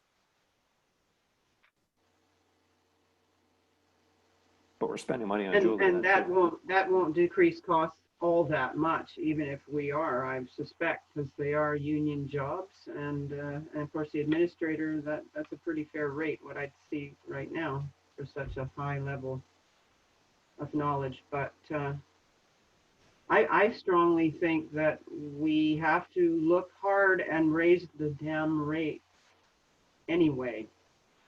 Yeah. We're going to raise the rates. What we're trying to do is raise them less than we think we have to, right? Yeah. Yes, no, I don't think that that's going to be real possible, but Yeah. you know, we'll see, I guess. I mean, we have to decide this by when? December 31st? Or when does the budget have to No, be? now. Well, Now. next week, pretty much, so we get time to get the rates out, Yeah. right? Get them loaded in the system and all that thing. So can we realistically think about lowering the levels of the admin jobs by then? No, we can't. think so. No, what you can do is do it for the next year's cycle, right? Like you start the Yeah, process of But I mean, kind of, can we make that decision now so we could budget these as lower level positions before next week? And The answer is no. what about all of the professional fees and the consulting fees? Is Yeah, there let's any flip over room there. Graham, maybe we can flip to the greater admin budget and away from this salary sheet. Like we've said, hey, we want to go and challenge our public works team to find $30,000, whether it be in on-call or in salaries. Admin's salaries, we're not finding that there's much leverage there. And now it's about what else is there from an administrative cost perspective, whether that be within public works or whether it be allocated from admin, that we can. Yeah. Like, where is that now? And I think we went through most of these lines last week, right? So I'm curious, and nothing personal, Gary, but where is Gary in here? Gary is the administrator. Gary is the administrator.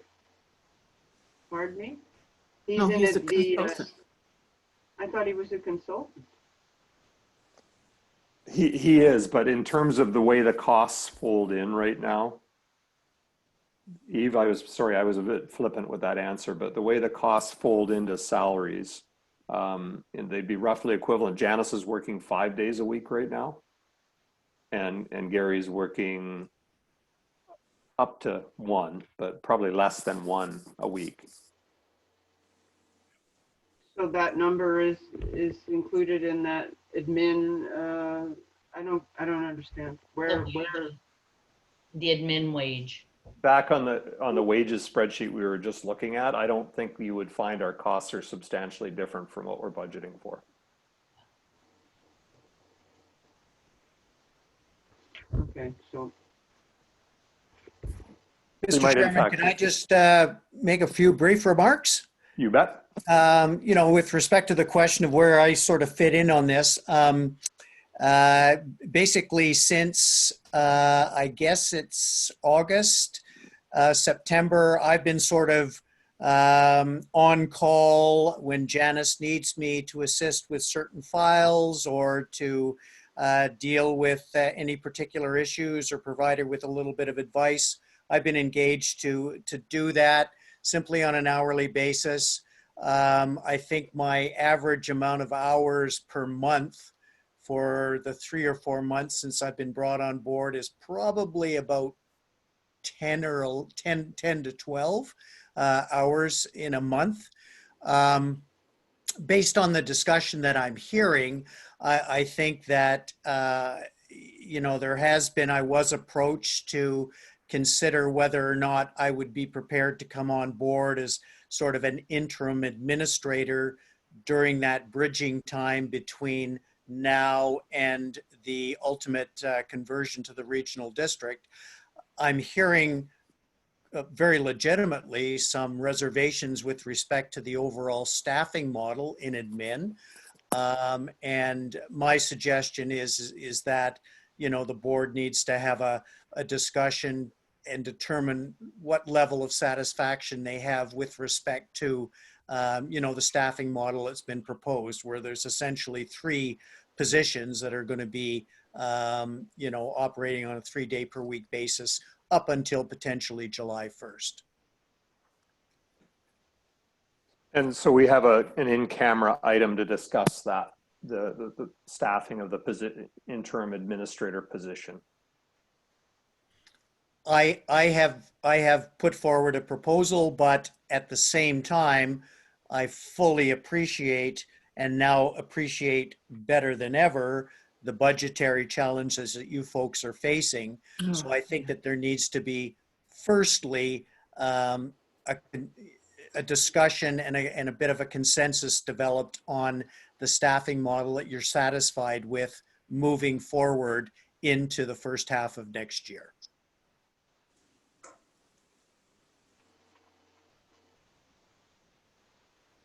Well, and probably at this point, I should say that, you know, I stepped up to do this position until the conversion vote, and I fully intend to go back to my 3 days a week in my union position as soon as I can, because I'm getting behind in it and I need to get everything in very good shape, A, for the audit, B, for conversion. So this was the discussion we were going to have in camera, and given that the 2 individuals that are most impacted by being in camera are speaking in public, are we okay with having, I'll ask both Gary and Janice, are we okay with completing this discussion here? I'm fine with it. Gary? Would you rather it happen in camera or would you rather it happen here? I'm certainly fine with it. No, discussing it now. Okay. So Janice and Gary and I have been discussing this in preparation for this meeting as to what would this look like. Janice had indicated to me that what she just said, which was, I want to go back to 3 days a week. I want to go back to being a financial person. I want to make room for my other interests in my life. Gary and I have then discussed what would it look like if you were to fill that void. You know, like Gary has been acting as consultant and advisor to Janice, but what if you were to pick up that administrator workload? And Gary and I have discussed a different form of contract that would move from advisory, you know, sort of ad hoc hourly rate to a weekly or monthly rate. I think it was weekly, we said, wasn't it, Gary? Correct. Yeah, which would be roughly, well, it is equivalent to the wage that we've been previously paying our administrator, which is pretty much in line with this budget, maybe slightly higher. And you know, given the, you know, the lack of, you know, like there's no inertia to that plan, right? Like Gary is already familiar with us. We are familiar with him. He knows the files we're working on. Janice and he work well together. The costs are probably, any cost difference is insignificant versus what we would find out in the marketplace to have to go and try to hire somebody in such a critical period where, you know, there's going to be a lot of work to be done to get this conversion done. I think, you know, Gary's done us a heck of a service in terms of providing us this sort of new contract or proposed contract that would allow us to bring him on 3 days a week. Did that make sense? Or is there any questions that you're going to say and speak more plainly? Just to make it clear in my mind, so the money in the budget right now is sufficient to cover Gary's costs. Janice then moves to the 3 days a week and there's money in the budget to cover that. Correct. Correct. You know, John, within, you know, I would say plus or minus 5%. And I know on just because of the nature of employment versus contract. Well, can I speak?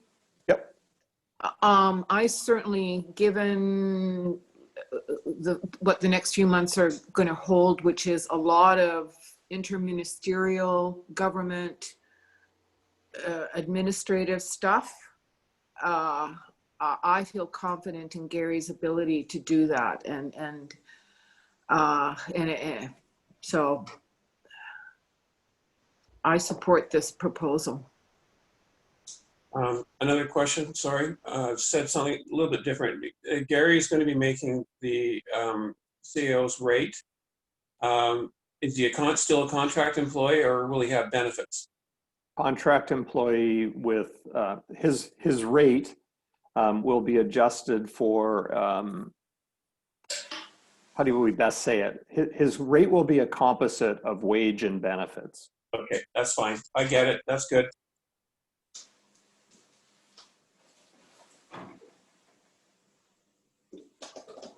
Eve, do you have a comment on this? No, I like that proposal quite a lot. And Mr. Chairman, my only comment, believe me, I'm not offended with having this discussion at all. I don't take it personal. I am hearing some reservations about how things may used to have been, maybe where there was one sort of, call them what you will, an administrator who basically did, you know, mostly everything, the finance and the governance and the meetings and all of that other stuff. Mhm. This is sort of more along the lines of the model that you had with Mr. Mason, where you had an administrator and you had a principal person who was principally in charge of finance and then maybe an admin assistant. So this is kind of going back to the previous model. I am hearing some reservations, and they're legitimate given your budget situation right now. That maybe that's too rich. And that's my suggestion about, you know, I'd want to go in there with a level of comfort that the board was comfortable that, yes, you know, for the next 6 months to get us to the point of affecting the conversion, we're comfortable going back with this model, notwithstanding obviously that, you know, there are cost implications. And I'm sorry, one last question. Gary, are you going to be working out of the office 3 days a week?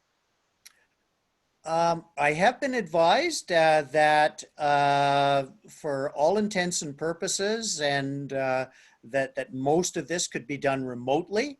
I think in the COVID environment, it's probably reasonable to expect that we're not going to be getting back to face-to-face meetings anytime soon.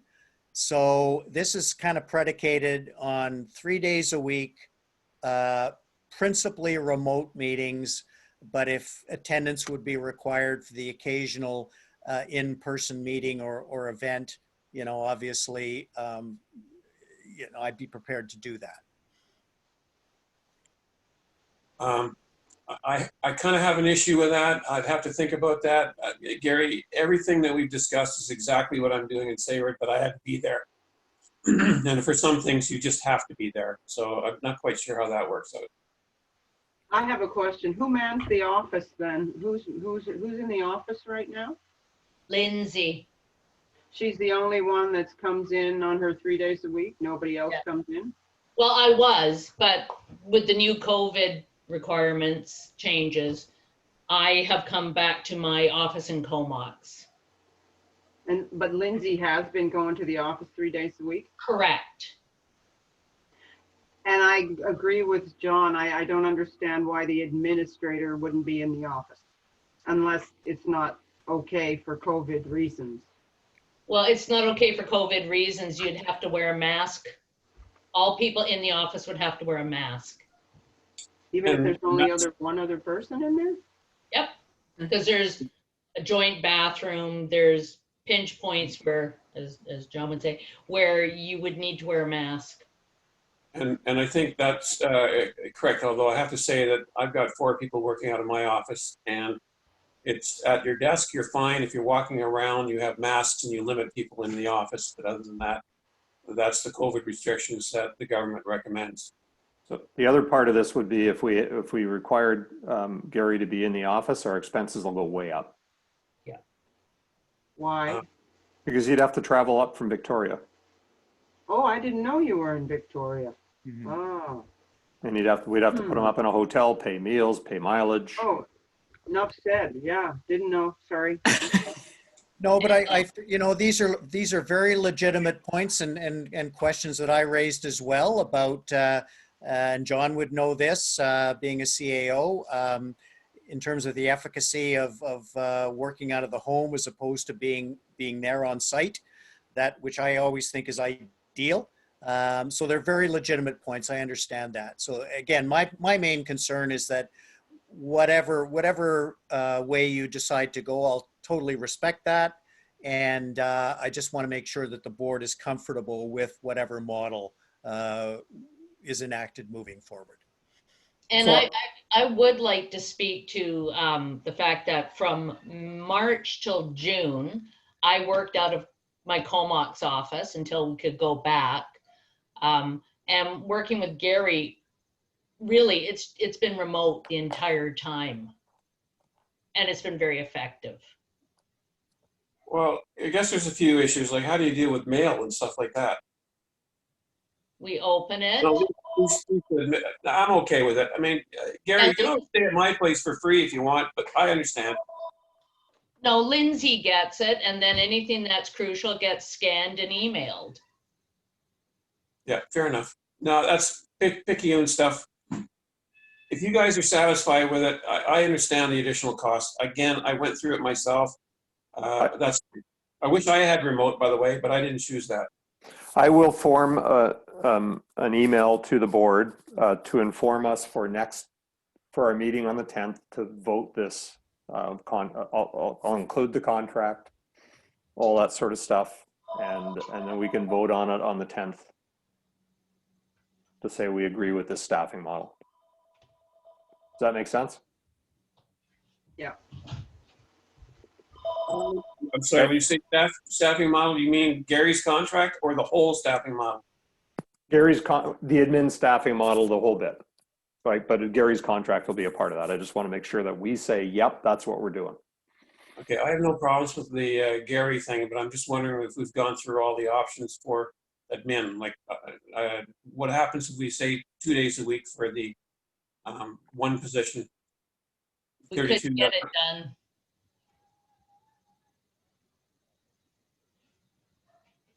We literally could not get the work done.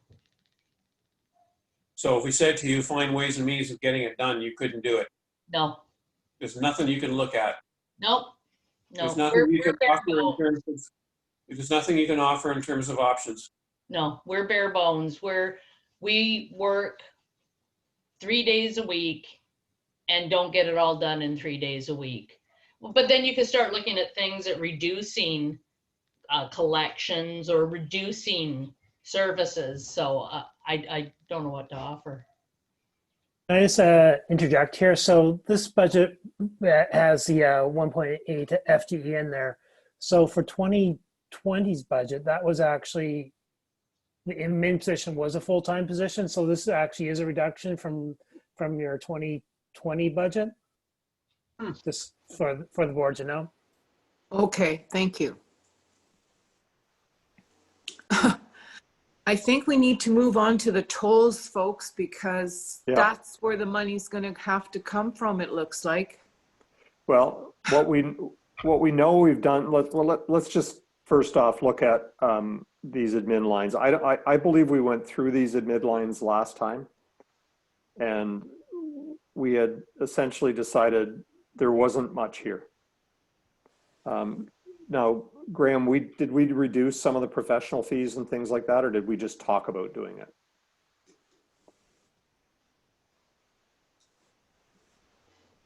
Sorry about that. I think the unknowns, yeah, I think we talked about when we reduced it where we thought we did, but maybe there's some room to reduce some more with discussion in regards to Mr.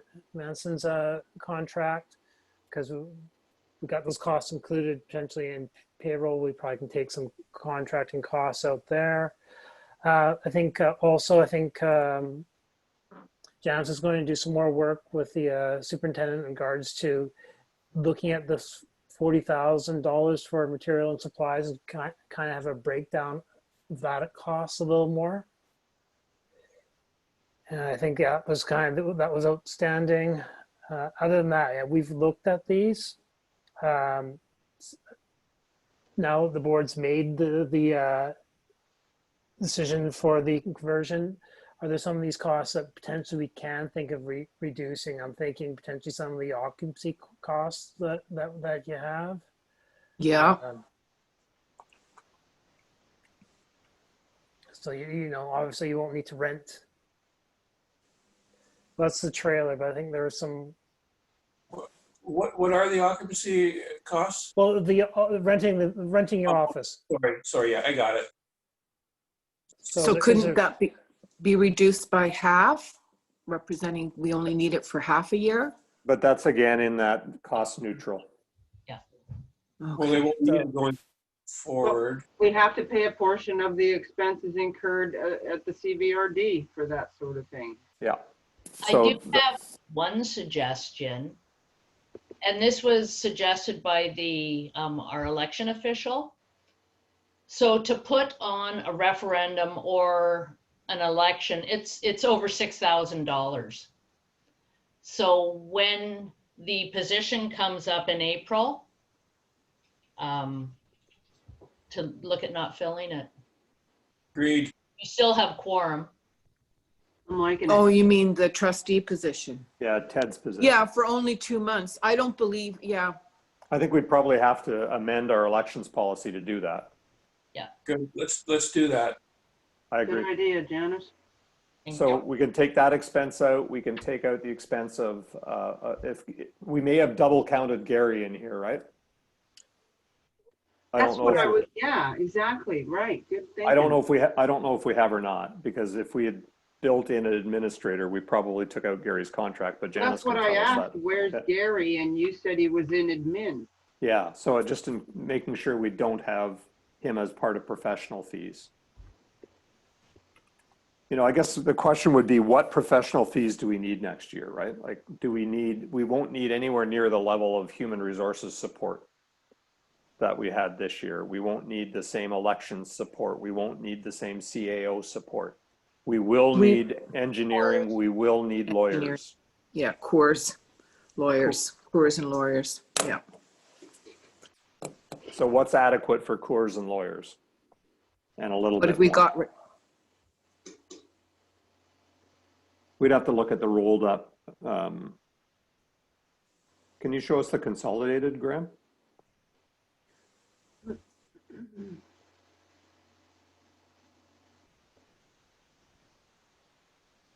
So we've got 20,000 bucks in there, which is $3,300 a month for 6 months. Well, this budget is for a full year though, projected, right?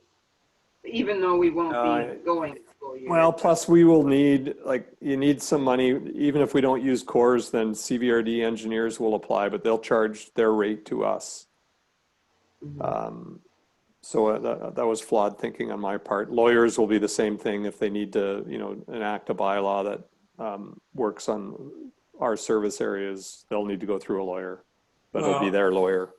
Are you sure they direct charge that stuff and not part of the overhead? I'm not 100% sure, John, but I believe that's the case. We can confirm that. Maybe Janice, you could ask James Warren a question to say, how does, if we use one of your engineers, how do we get charged? Okay. yeah, that'd be good to know. My assumption has been we'll get direct charged. I have a think. I think you're probably right. There is some, like, just check it. That's probably the best thing. Yeah, The overhead is for like James Warren and Russell Dyson and HR and all those things, right? Buildings and meeting rooms. And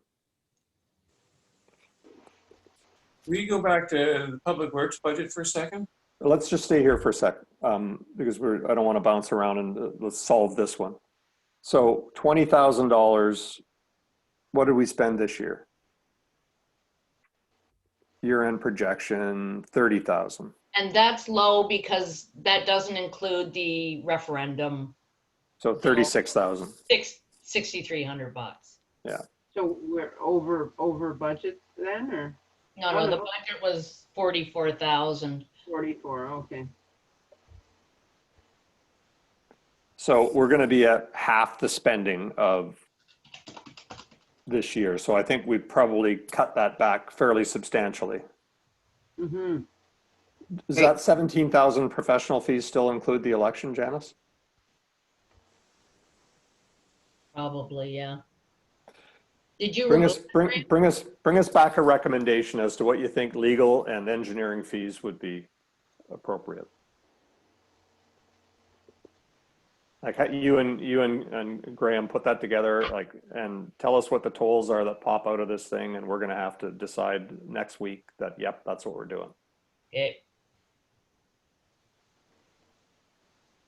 Okay, sorry, John, Public Works, what did you want to see? Sorry, hang on a second. The travel and training budget is I think we already nipped that a little bit. Most of that is fire.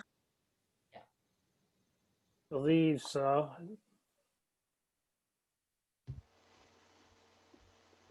Yeah, so only 2,000s in Public Works. Now with COVID, are they going to be able to spend that money in training? Oh, it's too late. They are Never mind. still Don't training. worry. We've already set the fire budget, right? Sorry, forgot. If we save some money, that's great. Okay. Question on the public works, and I'm sorry to digress a little bit, but the year-end projection for wages is 315. The budget is 179. How did we spend $120,000 extra? We added an extra staff member because all of a sudden it became a level 3 plant and we didn't have such a thing. Okay, but that's not $120,000. That's actually 140,000 bucks we're out by.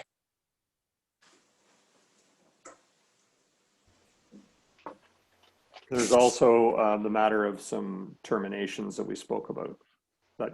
Are they allocated in there? No, they wouldn't be. It wasn't? Where would that expense show up, Graham? It is included in here, so yeah. It's included in those totals there.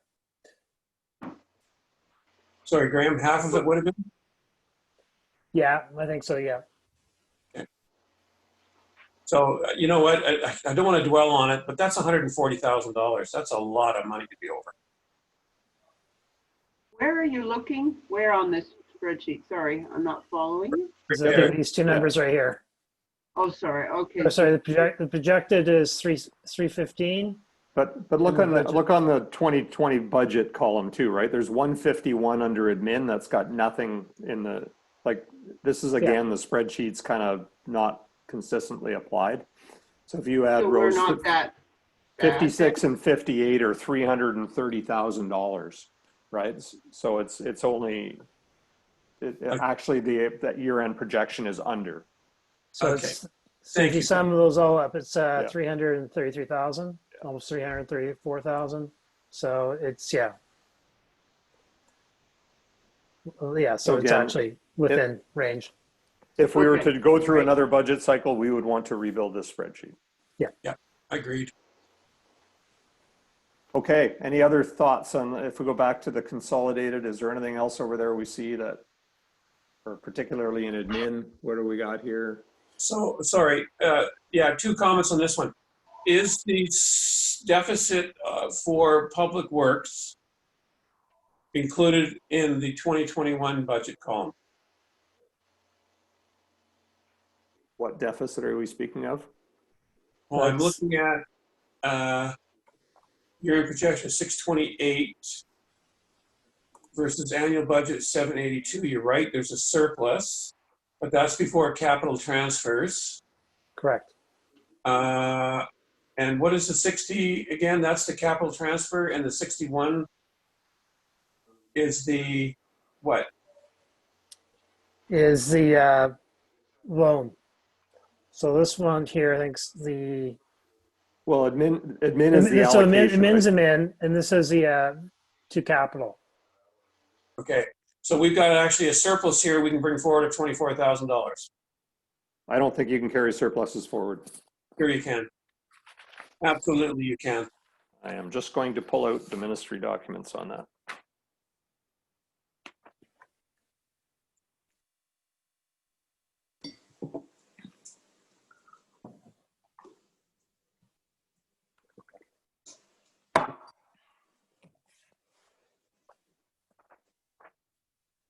Gary, can you find that out for us? If we have a surplus, well, this is fire. Oh no, it's public works. If we have a surplus from, and if that 61,000 is actually the amount of the capital reserve fund contribution that we budgeted for. But can we carry a surplus forward to reduce fees in future years, or do they have to go into an operating reserve fund?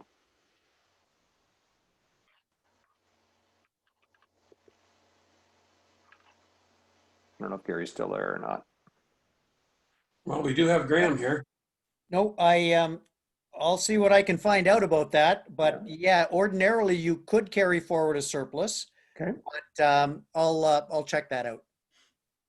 And, you know, if we can, I would be in favor of it for this year, I think. Although I still feel that our capital reserves on the water side are woefully inadequate. Yeah, it's the board's decision what to do with next year's reserve or next year's surplus or lack of surplus. These are projections, obviously, right? So the actual amount can be it's the board's discretion how you want to use it, move it into your capital or keep it in for operating.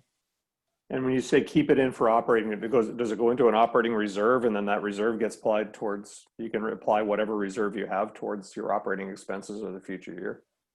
Correct. Or it can simply go in as a line of revenue as a prior year surplus.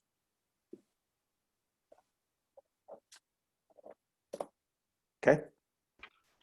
We just have to understand that one better, like, because we understand that our 2020 year-end projection may not be solid either, right?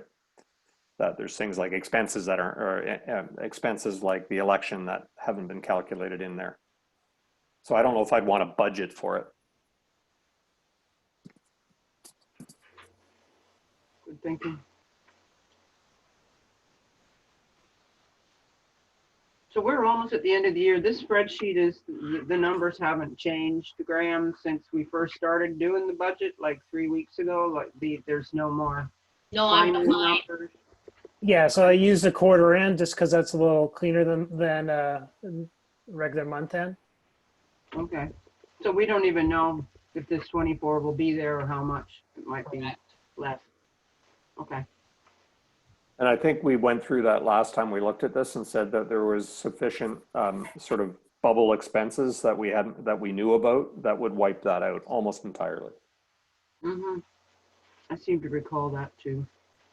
So Graham, what usually happens to deficits at the year end? Well, so you're obligated to pass a balanced budget, obviously, right? But what happens at year end? You're never going to be right on budget, right? No, absolutely. So you're either going to have a surplus or a deficit, and that's where, you know, you want to have that sort of operational reserve in case you are in a deficit, so you're not And going where concern does, issue. Yeah, so what happens at the end of the year if there's a surplus, that's really at board's discretion how they want to allocate that for future operations. right. And so where does our operational reserve sit now? I don't know where that actually is right now, sorry. Last year, it was actually in a deficit. So that was a timing thing due to the mortgage not being drawn yet on the construction. So that's, yeah, I actually don't know what the roll forward amount is. But it's in the financial statements, right? Correct. As of 2019, and it needs to be cleaned up. Yeah. Okay, well, maybe we could have that number too. If maybe we've got hundreds of thousands of dollars sitting in the operational reserve. I'm a dreamer. What is the likelihood of having a reasonable estimate of that by next week? Well, it's an audited number. I mean, Hang on, John. Let me ask a question. So here's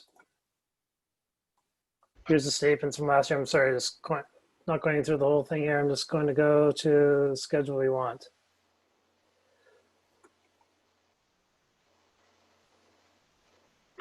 So this is your operating fund. So you started the year, this is again 2019's financial statements. So started the year with that was your operating reserve. But I need to work out, we need to back out what this acquisition tangible capital assets, because most of that's been since financed with borrowing. So I just need to sort of walk through with Janice on figuring what that transfer, because some money's going to be transferred back out because a lot of the water treatment plant has been funded with borrowing now. At year end, it hadn't. So that's a timing issue there. So that's why I actually don't know. We can reforecast this number a little better based on what borrowings happened. That's what we'd like to know, because if there is substance there, we can use some of that to buffer a tax increase for this year. Does Janice, you don't have our account balances handy?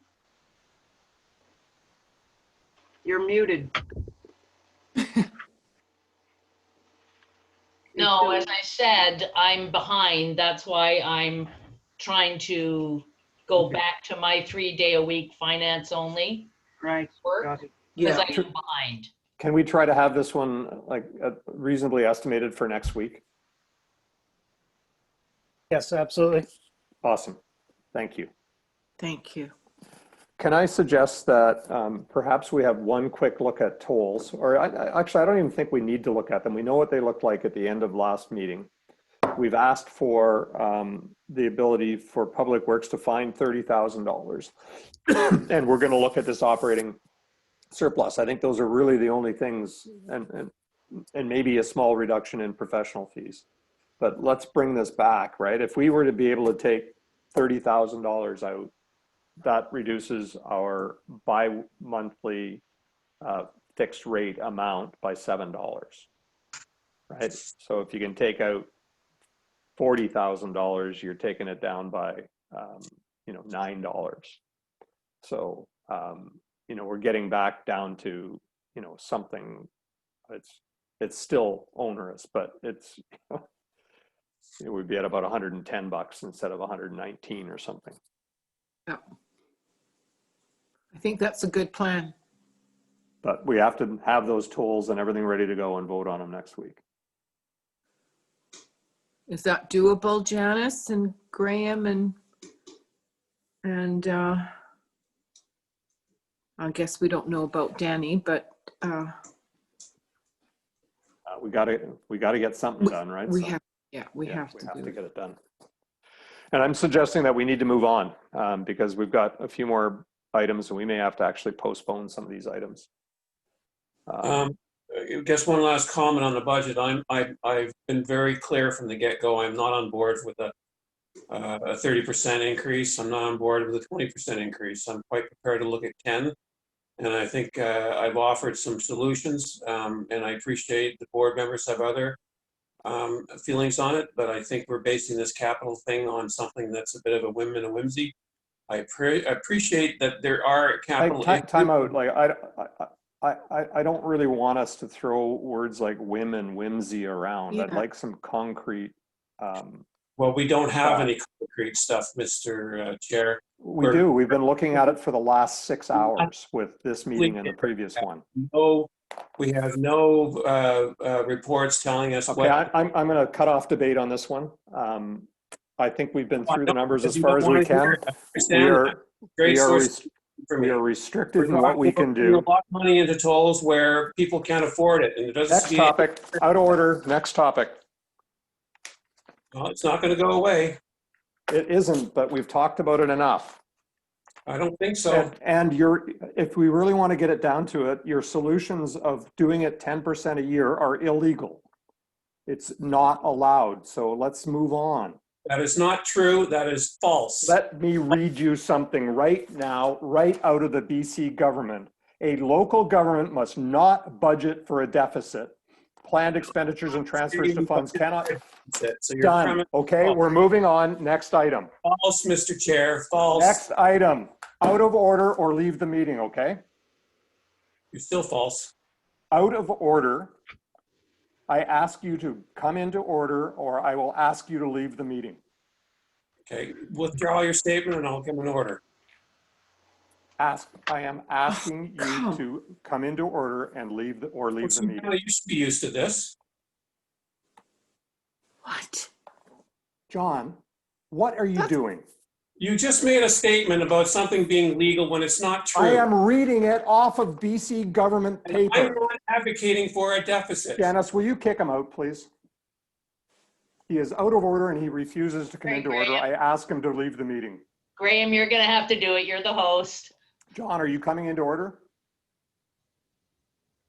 I'm not saying anything. This is ridiculous. We're back to old world. I'm sorry, but you made a statement that's incorrect. Out of order. We are done with this. Either you're going to cease and desist or you're leaving the meeting.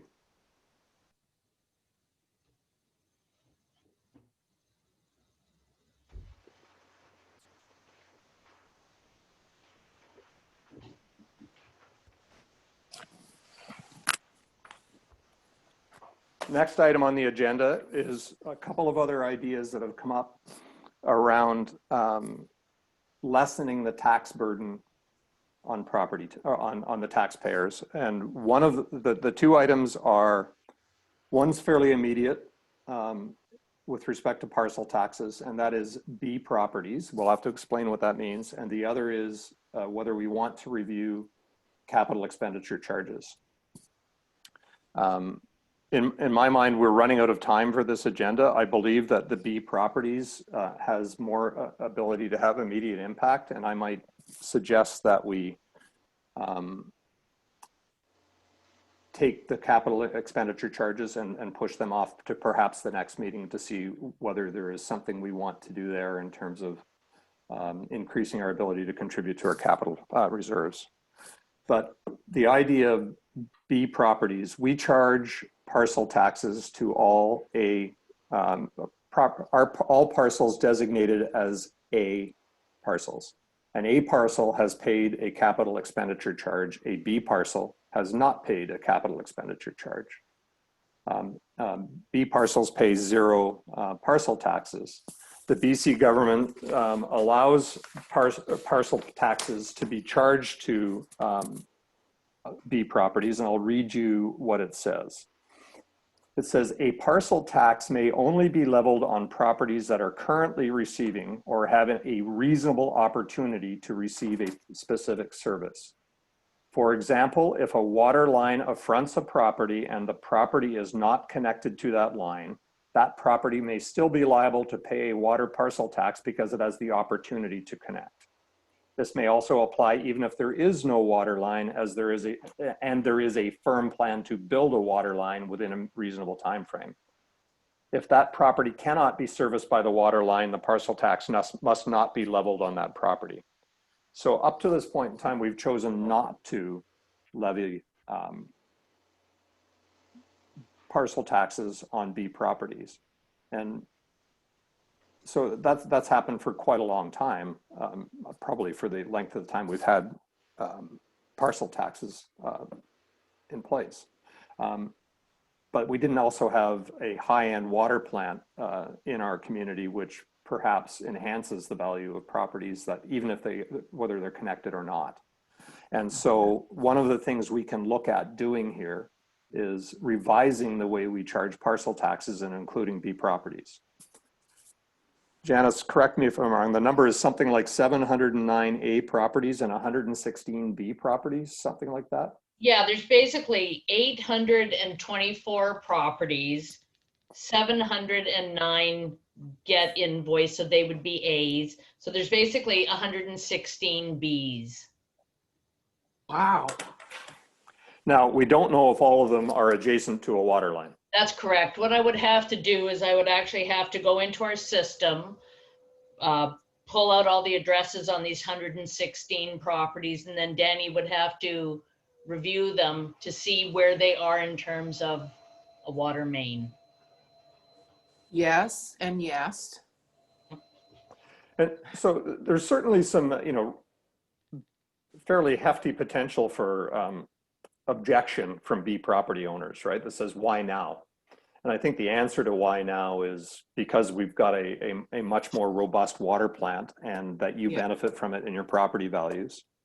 The impact on parcel taxes, if we said, I believe I did the math on it, and if all of the B properties were, we were able to build them, that I believe it lowered our parcel tax by approximately $50 to $60.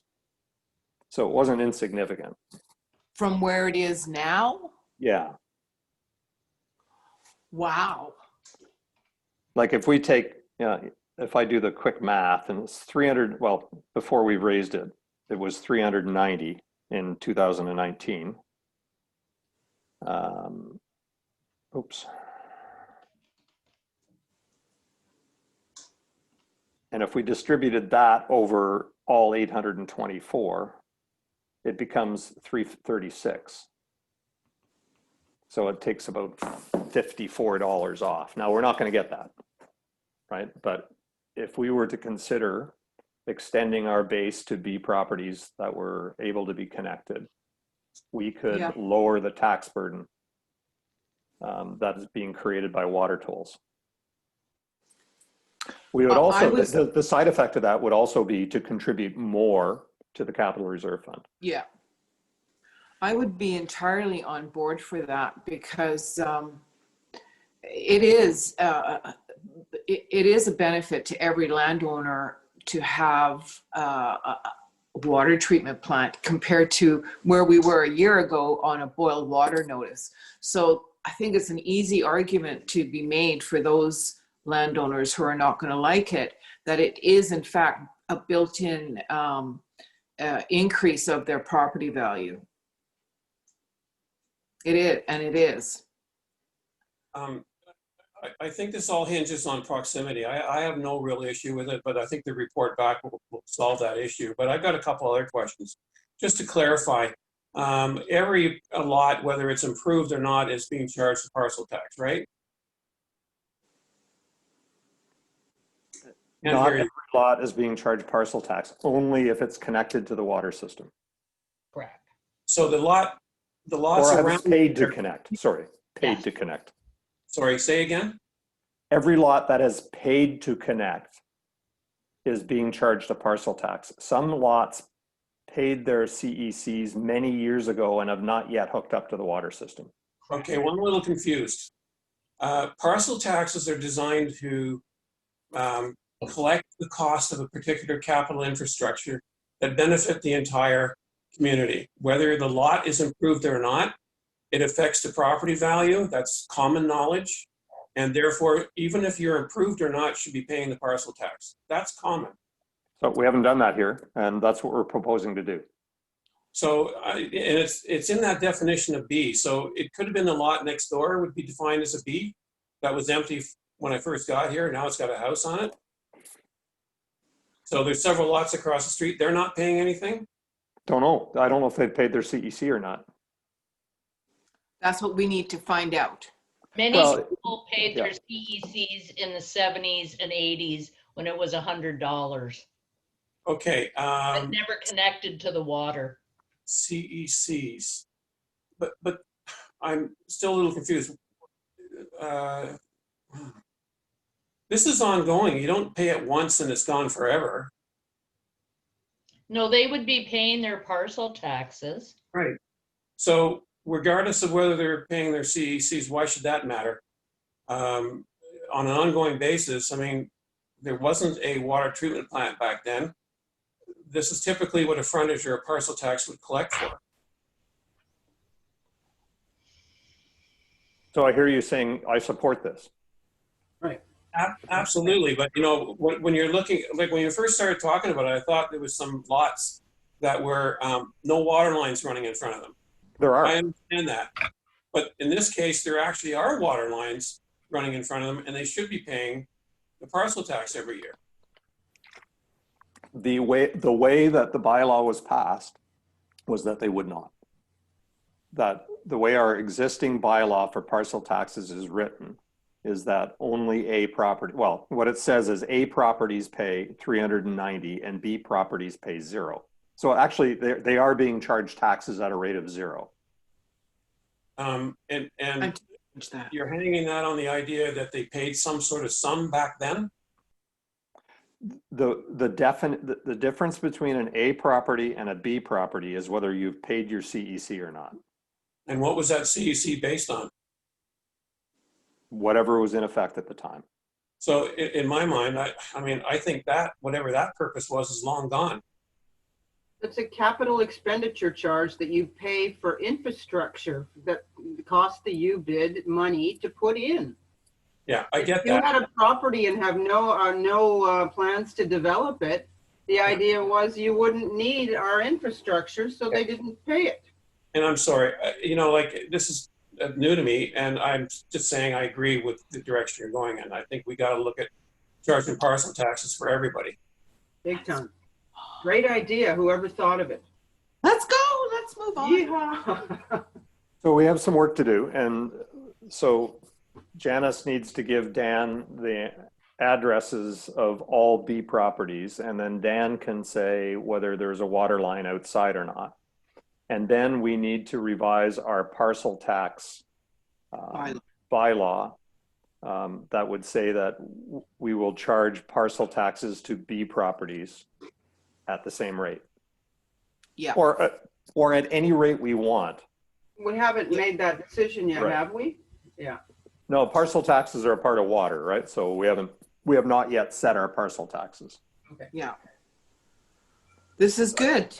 But we could choose again to say, okay, because you're not on the water system, you're only paying a half of a parcel tax too, or we could say, no, you're paying full parcel taxes. We can set But it however we want. that decision we'll make when we have more information, right?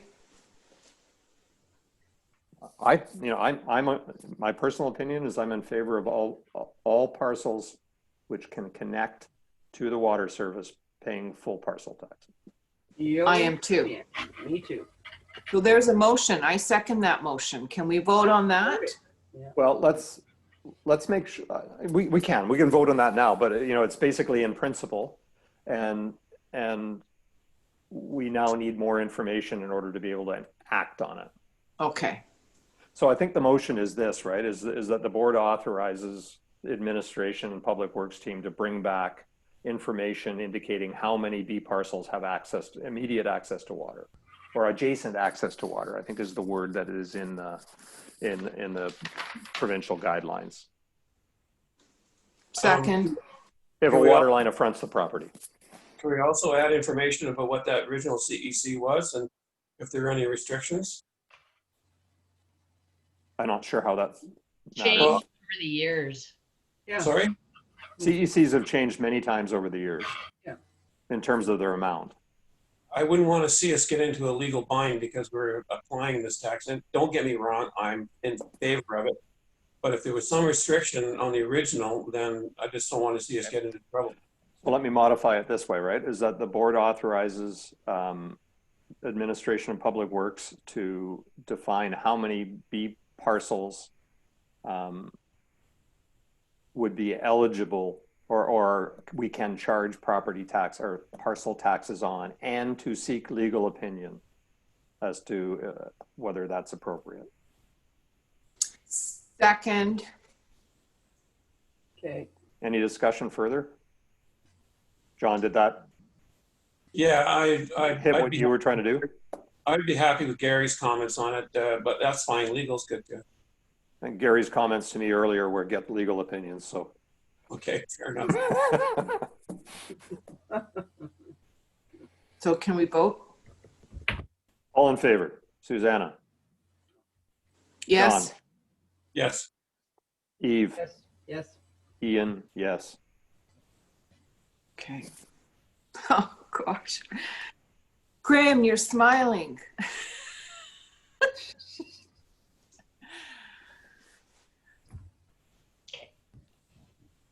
Do we want, like, the item of CECs would be to review whether they're at, whether the current levels are appropriate.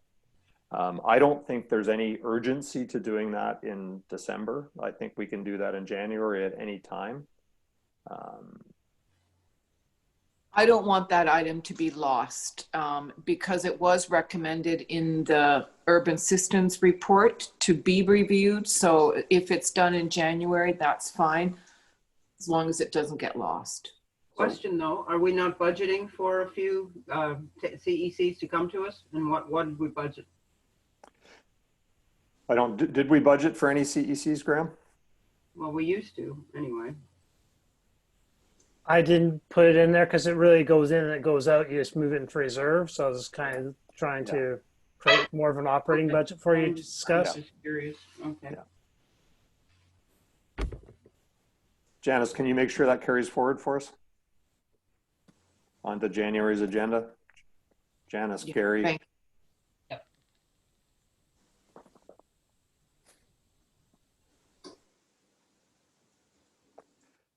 The next item on here was also terms of reference for standing and select committee meetings. We are at 5:07. How do people feel about handling this one now versus moving it to January? January. January. That's fine. Okay. Interim administrator, we basically handled. And then the only other item here that we've been dealing with in camera has been the on-call final decision as to what to do with this. So I suspect we should probably continue to do that in camera. Although we don't yet have any report back from Julie as well on the, what was the other piece of it? Oh, sorry, different issue. Okay, so all in favor of going in camera? Can I ask a question, please? Yep. And I'm sorry, this was kind of a little add-on. I'm curious, when we changed over to the new payment system for both parcel and for user fees, the monies used to go into an account, I don't know where it was, but I kept on putting money in there. And all of a sudden we found out we were really in a deficit for payments. And the reason why I'm bringing that up is that, are we looking to see whether people are still putting money into that other account and that they're actually thinking they're paying their bills, but they're not? So basically, John, in the old system, you had one account number and you could pay your water bills and your parcel tax into one account number. But the parcel tax actually was your account number with a T at the end. So then the prior admin assistant would allocate it accordingly. And got in trouble sometimes because people said, no, that wasn't supposed to go to tax. That was supposed to go to water and whatever. So then when we updated the system, there's a separate account number for parcel tax. There's a separate account number for utility billing.